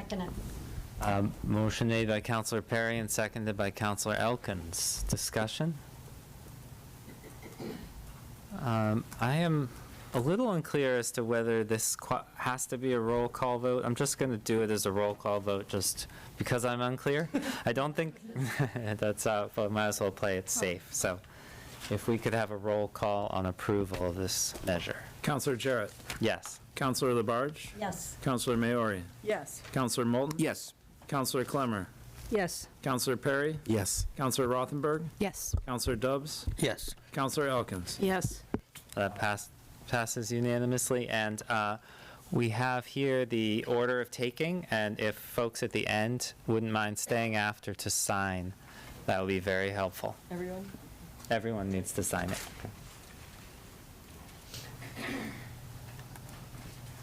All right. 24.029, an order to amend the time of certain 24-25 city council meetings. So following up on our discussion from last meeting, Councilor Maori and I put together an order, and I'll just read the change. It used to say, all meetings begin at 7 p.m. except the January 3rd, 2024 organizational meeting, which starts at 4 p.m. It is proposed to say, all meetings prior to May 2nd, 2024 begin at 7 p.m. Meetings on or after May 2nd, 2024 begin at 6:30 p.m. and the January 3rd, 2024 organizational meeting starts at 4 p.m.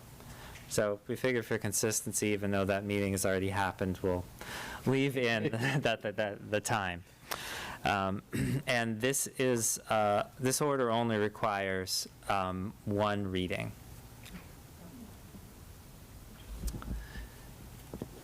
So I'll move to approve.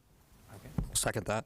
Okay, motion made by Counselor Perry and seconded by Counselor Dubs. So discussion on changing our meeting time to 6:30 starting in May. I'll just say that, you know, it has been at 7 p.m. for a very long time, and one of our tasks that we'll need to do is to get the word out that about this new time. And so I will ask if the mayor's office would be willing to put notice on the homepage, on social media, if there's any other places. Certainly, let's get this out to our constituents, the new time, because we wouldn't want people potentially to miss the public comment period now that it would be starting at 6:30. So if anyone else has other ideas about how to let people know that beginning with the May 2nd meeting will be at 6:30, that would be great. Councilor Labarge, your microphone. Thank you. I think it's a great idea, and I think a lot of people are going to like that. And especially out, and I know for a fact in Ward 7, Ward 6, and 5, people have said they just don't like coming down here at 7 o'clock at night. That they would have preferred to have the meetings at JFK, the parking at the school, it's a lot of lighting out there and a lot of parking. And they can't understand why this was never looked at. You know, between splitting the times, like maybe so many months here and then rotate up at JFK. So that's just a thought. But people said they would come to meetings if it was held, especially Ward 5, 6, and 7. I know, I hear it. And I think it's true. Well, thank you for that. Yes. That would be a separate order Yes. or discussion. Okay, thank you. Thank you. Any other discussion? Right, the motion's already been made, it's on the floor. So All in favor, say aye. Aye. Any opposed? Any abstentions? All right. So beginning in May, 6:30.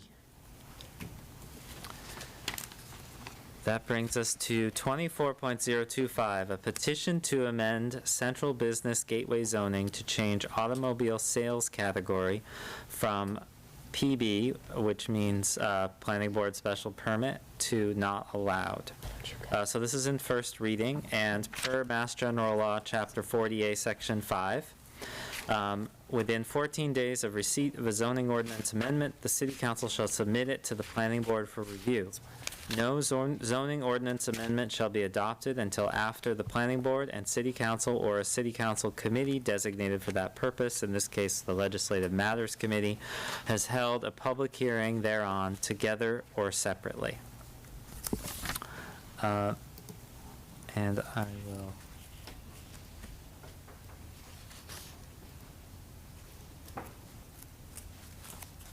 bring up, I will just read the letter from Benjamin Spencer. On behalf of the 10 petitioners and residents, all registered voters in the city of Northampton who have signed the enclosed petition for adjustment of the zoning guidelines pursuant to General Law, Chapter 40A, Section 5, please initiate an adjustment to the Northampton zoning guidelines for the Central Business Gateway District. The adjustment requested is to the automobiles, establishment selling, leasing, renting automobiles and/or used automobiles and trucks, new automobile tires and other accessories, boats, motorcycles, and household and camping trailers category described in the uses table. The petitioners are asking that the requirements for that category be adjusted from being planning board, allowed by special permit from the planning board, to no, not allowed. So we would be looking for a motion to refer to the planning board and legislative matters. Councilor Elkins. So moved. Second. Motion made by Councilor Elkins and seconded by Councilor Moulton to refer to the planning board and legislative matters. And as legislative matters chair, do we have a sense at all of whether we'll be doing a joint hearing or together, and any time frame on that? Yeah, the next, I think my suggestion, if it's agreeable to the folks on the committee, to do it on the 11th at the planning board meeting, just out of, deference to the unpaid civic servants working on the planning board, so that they don't have to come to 2 meetings. So if that's agreeable, I'll circulate that, though, in a, separately. But that's my initial thought. Okay. Thank you. Other comments, questions? Councilor Rothenberg. It seems like procedurally the really important thing is to have that noticed before it's moot. But does it sound like that's going to be able to happen? Have that public hearing noticed before planning board picks up reviewing the proposed auto dealership? I guess there's a question for Director Mish. Director Mish. Thank you for staying with us so long.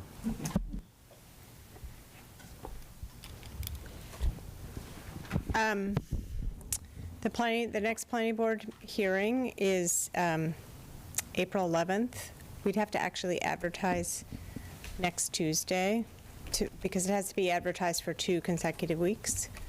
So the legal notice would go in next week. So I don't know if that answers the question. I think the question is there anything related to specifically to the King Street property before the planning board on the 11th?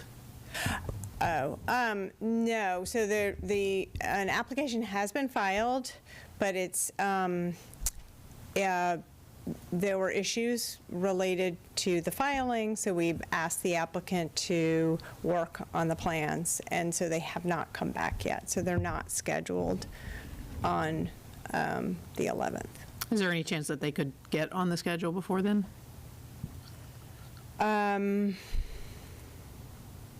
It's possible, but I will say that there are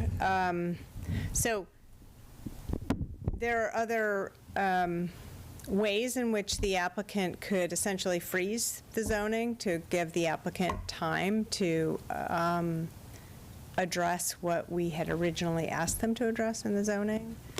If, so, I don't think they'll be ready by the 11th, but basically, they'd have to, I need to advertise it next week for the 11th because we're coming up on the advertising date. So I haven't seen anything, and I would have to have plans in Monday. So I don't think it's possible they would come in for that time. So Okay. What's the after? What's the latest you have to post for the 11th? For our meeting? So what's Tuesday, the 26th? I think the 26th. Okay. I'll be in touch. All right, yeah. And Director Mish, could you clarify what, because I think you mentioned to me something about how it's the advertisement, the legal advertisement date is the point at which the new zoning, if approved, is retroactive to, or could you explain that? Yeah, so if people sort of kept on their same path, the applicant continued to work on plans, and this zoning amendment went forward, it would be applicable going back to the date of the advertisement if the applicant didn't have a permit in place by the time it got voted. So let's say it gets advertised on Tuesday, the process for reviewing the zoning didn't happen till the 11th. The applicant then submits plans on the 11th to come forward on the 25th, and maybe it doesn't get to council till May. If they got a permit in that time period and the zoning changed, it still reverts back to the date of March 26th when the hearing takes place. However, there are other statutory provisions that allow for what's called a zoning freeze. So an applicant could file a subdivision plan, and that would freeze everything about the zoning in time for 8 years. If it's subsequently, that process could take a long time for review, but ultimately that freezes the zoning. There's another process that's not quite a subdivision, but approval, what's referred to as approval not required, which is a division of land. And that allows for a zoning freeze for uses for 3 years. So there's two other opportunities for an applicant to sort of ensure that they can do what they had intended to do. Okay, thank you for that clarification. Mm-hmm. Any other questions on this referral or comments?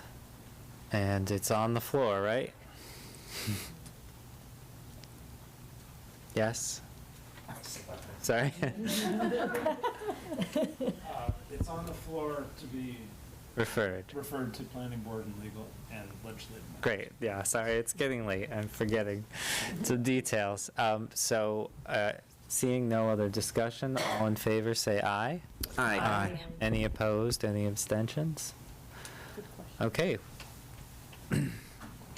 There will be a public hearing scheduled with planning board and legislative matters. That brings us to resolutions. The first is 24.031, a resolution to adopt the capital improvement program for fiscal year 2025 to 2029. And I'll read the section 7-5 capital improvement program from our charter. Adoption.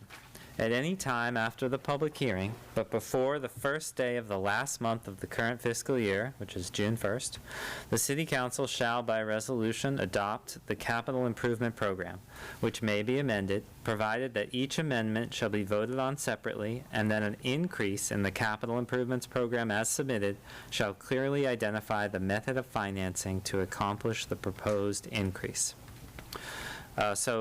In terms of the resolution, unless there was a move to suspend rules, which is not asked for, we do not take any action tonight unless we choose to refer, and it would come to us for approval on April 4th. So discussion on the capital improvement program resolution. Yeah, Councilor Rothenberg. If we were going to amend something, would we need to alter the wording of the resolution? Yes. So that would be either. I've never seen other than legislative matters, I don't know that other committees have the power to amend, but an amendment could be brought forth on April 4th that would specify which parts of the capital improvement program were being modified.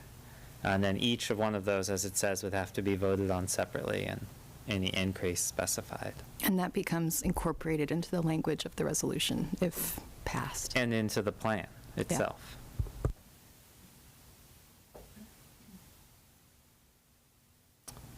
Other questions or comments?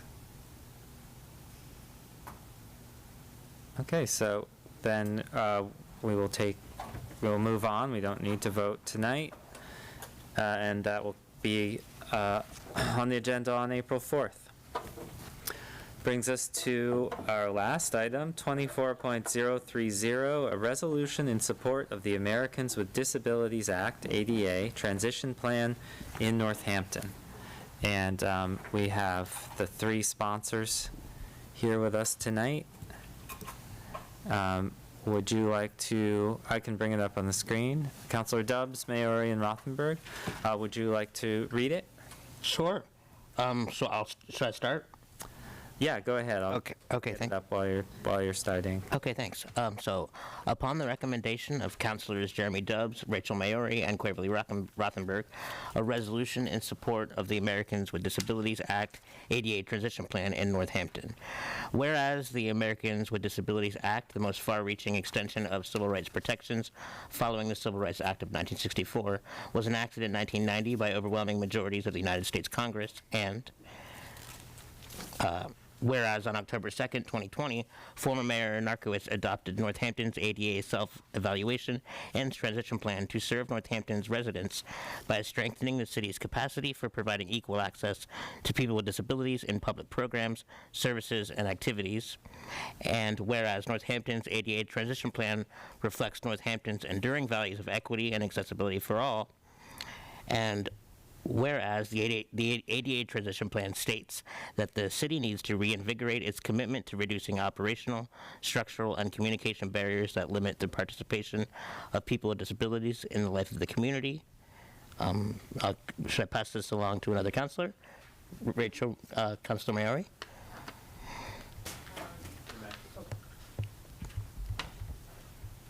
Now, therefore, it be it resolved that present and future city councilors familiarize themselves with the ADA transition plan, and be it further resolved that the city council applies the ADA transition plan's guidelines as a lens to assess items and projects that come before it for approval.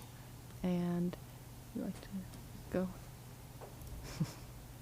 And be it further resolved that City Council recommends that the ADA coordinator periodically report to City Council on the progress of the city's implementation of the ADA transition plan. And be it further resolved that as the city evolves amid substantive projects and department expansions, the ADA transition plan is periodically evaluated and amended to evolve in accordance with such changes. And be it further resolved that the administrative assistant of the City Council shall send a copy of this resolution to Northampton's ADA coordinator, Keith Benoit, Mayor Gina Louise Chiara, and all department heads. And would you like to speak to the resolution? Sure, thank you. When I joined the Disability Commission in 2019, and back then we had been working on the ADA transition plan and working to get it approved by the city. And the former chair of the Disability Commission, Chris Palamas, did an incredible job writing the ADA transition plan and was able to get it approved by the Disability Commission. As I'm sure you remember, Councilor Labarge, you were also part of that process, and it was a very exciting project that we were working on at the time.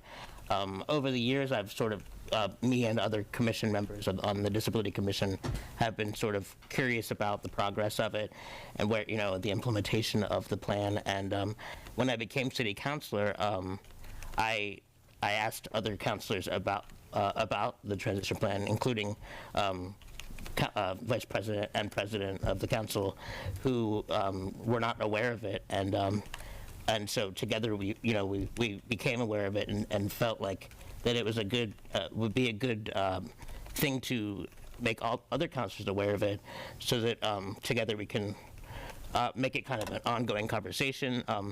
And given that, I'm just going to quote the plan real quick. Given that the transition plan makes recommendations to the mayor, the city council, and other departments to strengthen the city's capacity of providing equal access to people.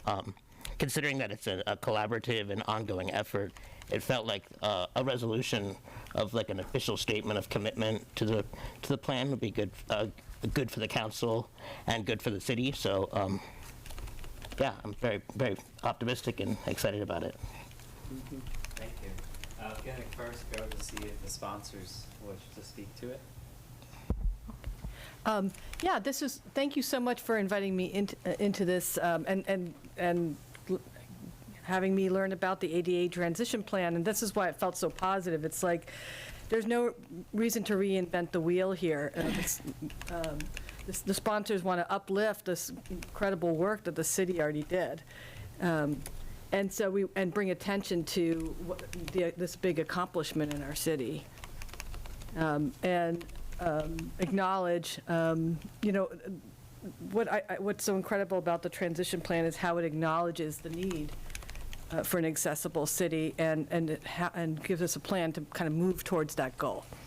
So the resolution, has an educational component, obviously, since this is part of the issue. The work's been done, and we need to get the word out there that it's here, and seeks to reaffirm the goals of making Northampton a truly accessible city for everyone, by ensuring that accessibility is baked into our decision-making at all levels.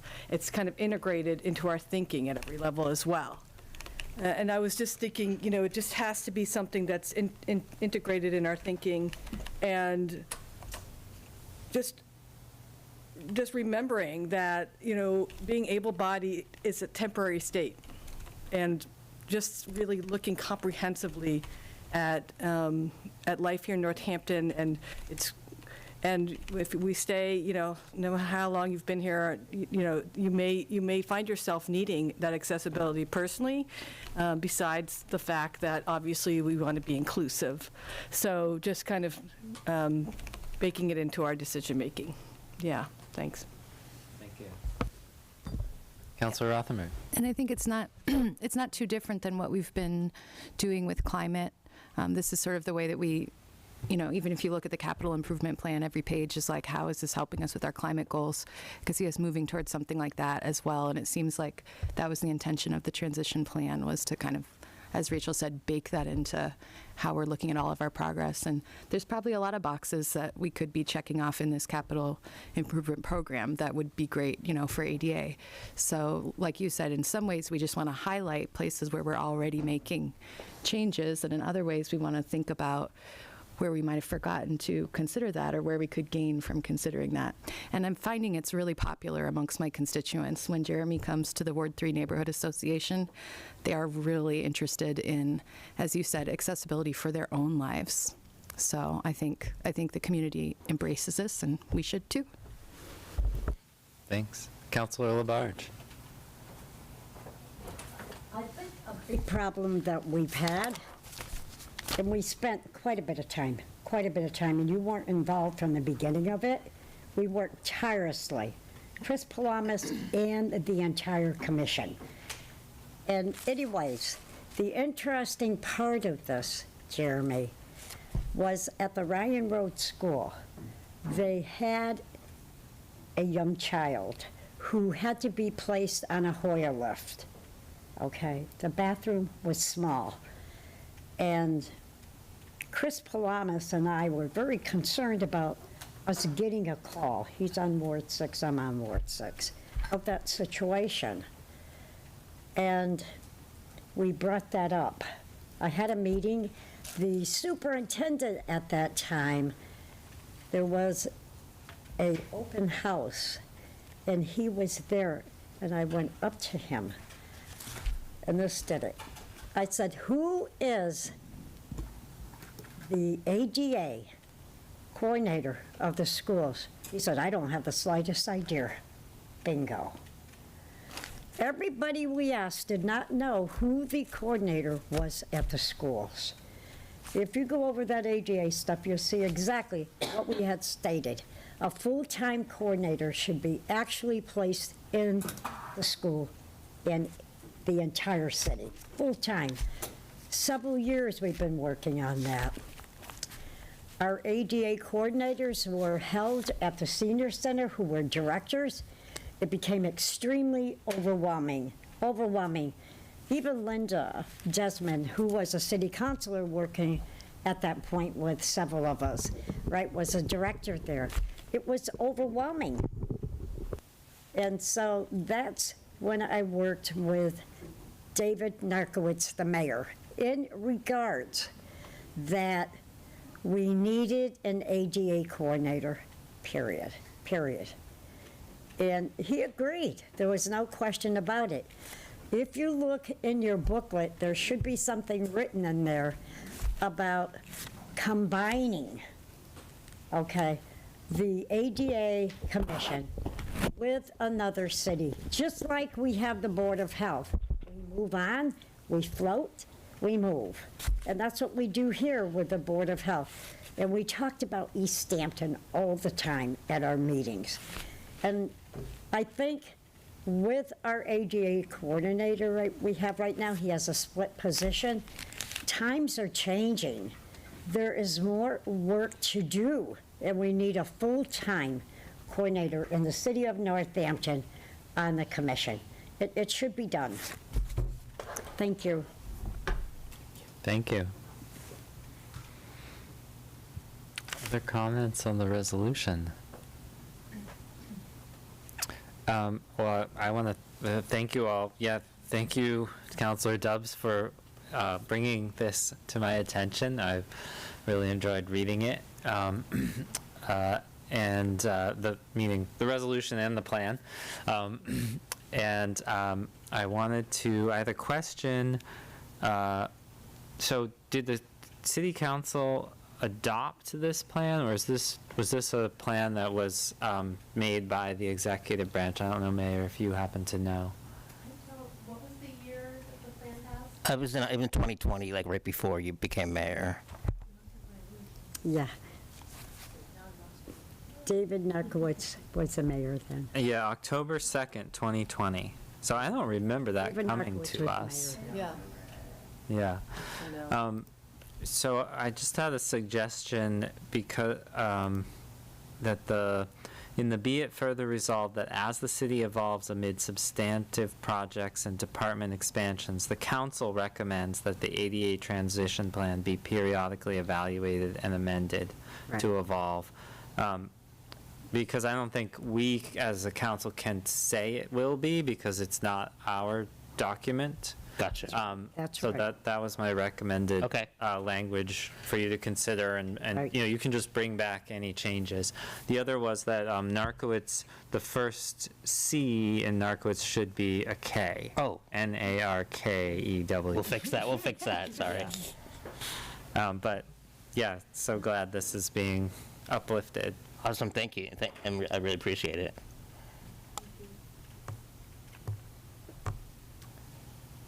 Any other comments or questions? Spell check doesn't get Narkowitz, I guess. Then we will take this up in 2 weeks for approval on April 4th. Believe that's it. This is earlier than Counselor Labarge was thinking. You were thinking 12:31. So I will move to adjourn then. I will entertain a motion. Oh, go ahead. I will take back my motion. Were you going to discuss the April meetings, or is there just going to be one meeting in April? I think that's undetermined yet. I might as well mention it. Scheduling things are not subject to open meeting law, so I can't hear you. we can certainly talk. Oh, is your hearing device working, or? Got to get closer to the microphone for me. Okay. So both Counselor Maori and I believe I will definitely be away for our second meeting in April, which is during school vacation week. That's April 18th. And we were considering, and I discussed with the mayor's office in terms of what they might bring forward, that we could skip that meeting. We could also look at scheduling a meeting if necessary, like a special meeting, perhaps on Zoom, to take care of any necessary business, either the week before or the week after. So that is, I'm bringing this up for your consideration, and if you have any feedback on that, it also, depend on, are there any items that counselors are planning on bringing that would be timely, as well as any items that the mayor's office might be bringing. So happy to take any comments on that now or later. I would just note I'm not available the last week from the 23rd on. Okay. Last of April. Councilor Labarge? Yes. You're saying we're going to skip one meeting in April? That we may skip one meeting in April. Pardon? We may skip one meeting in April. In April, because of school vacation. And you're not going to make up for that meeting? Unless we need to. And the question now is, do we need to make up for that meeting? And we don't have to answer that tonight, but you could give feedback to me about that. I don't think we can answer that tonight. Yeah, we don't have to. Councilor Maori? Yeah, I would be curious about quorum for that week for other parents, or anyone, because it's possible that my plans are a little up in the air. It's possible that we could have a very limited Zoom kind of special meeting, but I'm curious who else is around if we do consider that, because obviously we need quorum. We couldn't change a Thursday? If we completely cancel it, all right, don't have it, it couldn't be placed at the following week? Yeah, no, that's a possibility. The following week, a special meeting in the previous week. Those are possibilities if we have to. Okay, whatever. Did you wish to speak, Councilor Elkins? No. No. Okay. I thought I saw your hand. Sorry. I thought better of it. Any other comments? Okay, I would entertain. I will move to adjourn again. Oh, I'm sorry I missed your motion. Is there a Because the second? mayor stole my thunder. Second. Motion made by Councilor Perry and seconded by Councilor Elkins. All in favor of adjournment, say aye. Aye. Aye. Any opposed? Any abstentions? We are adjourned.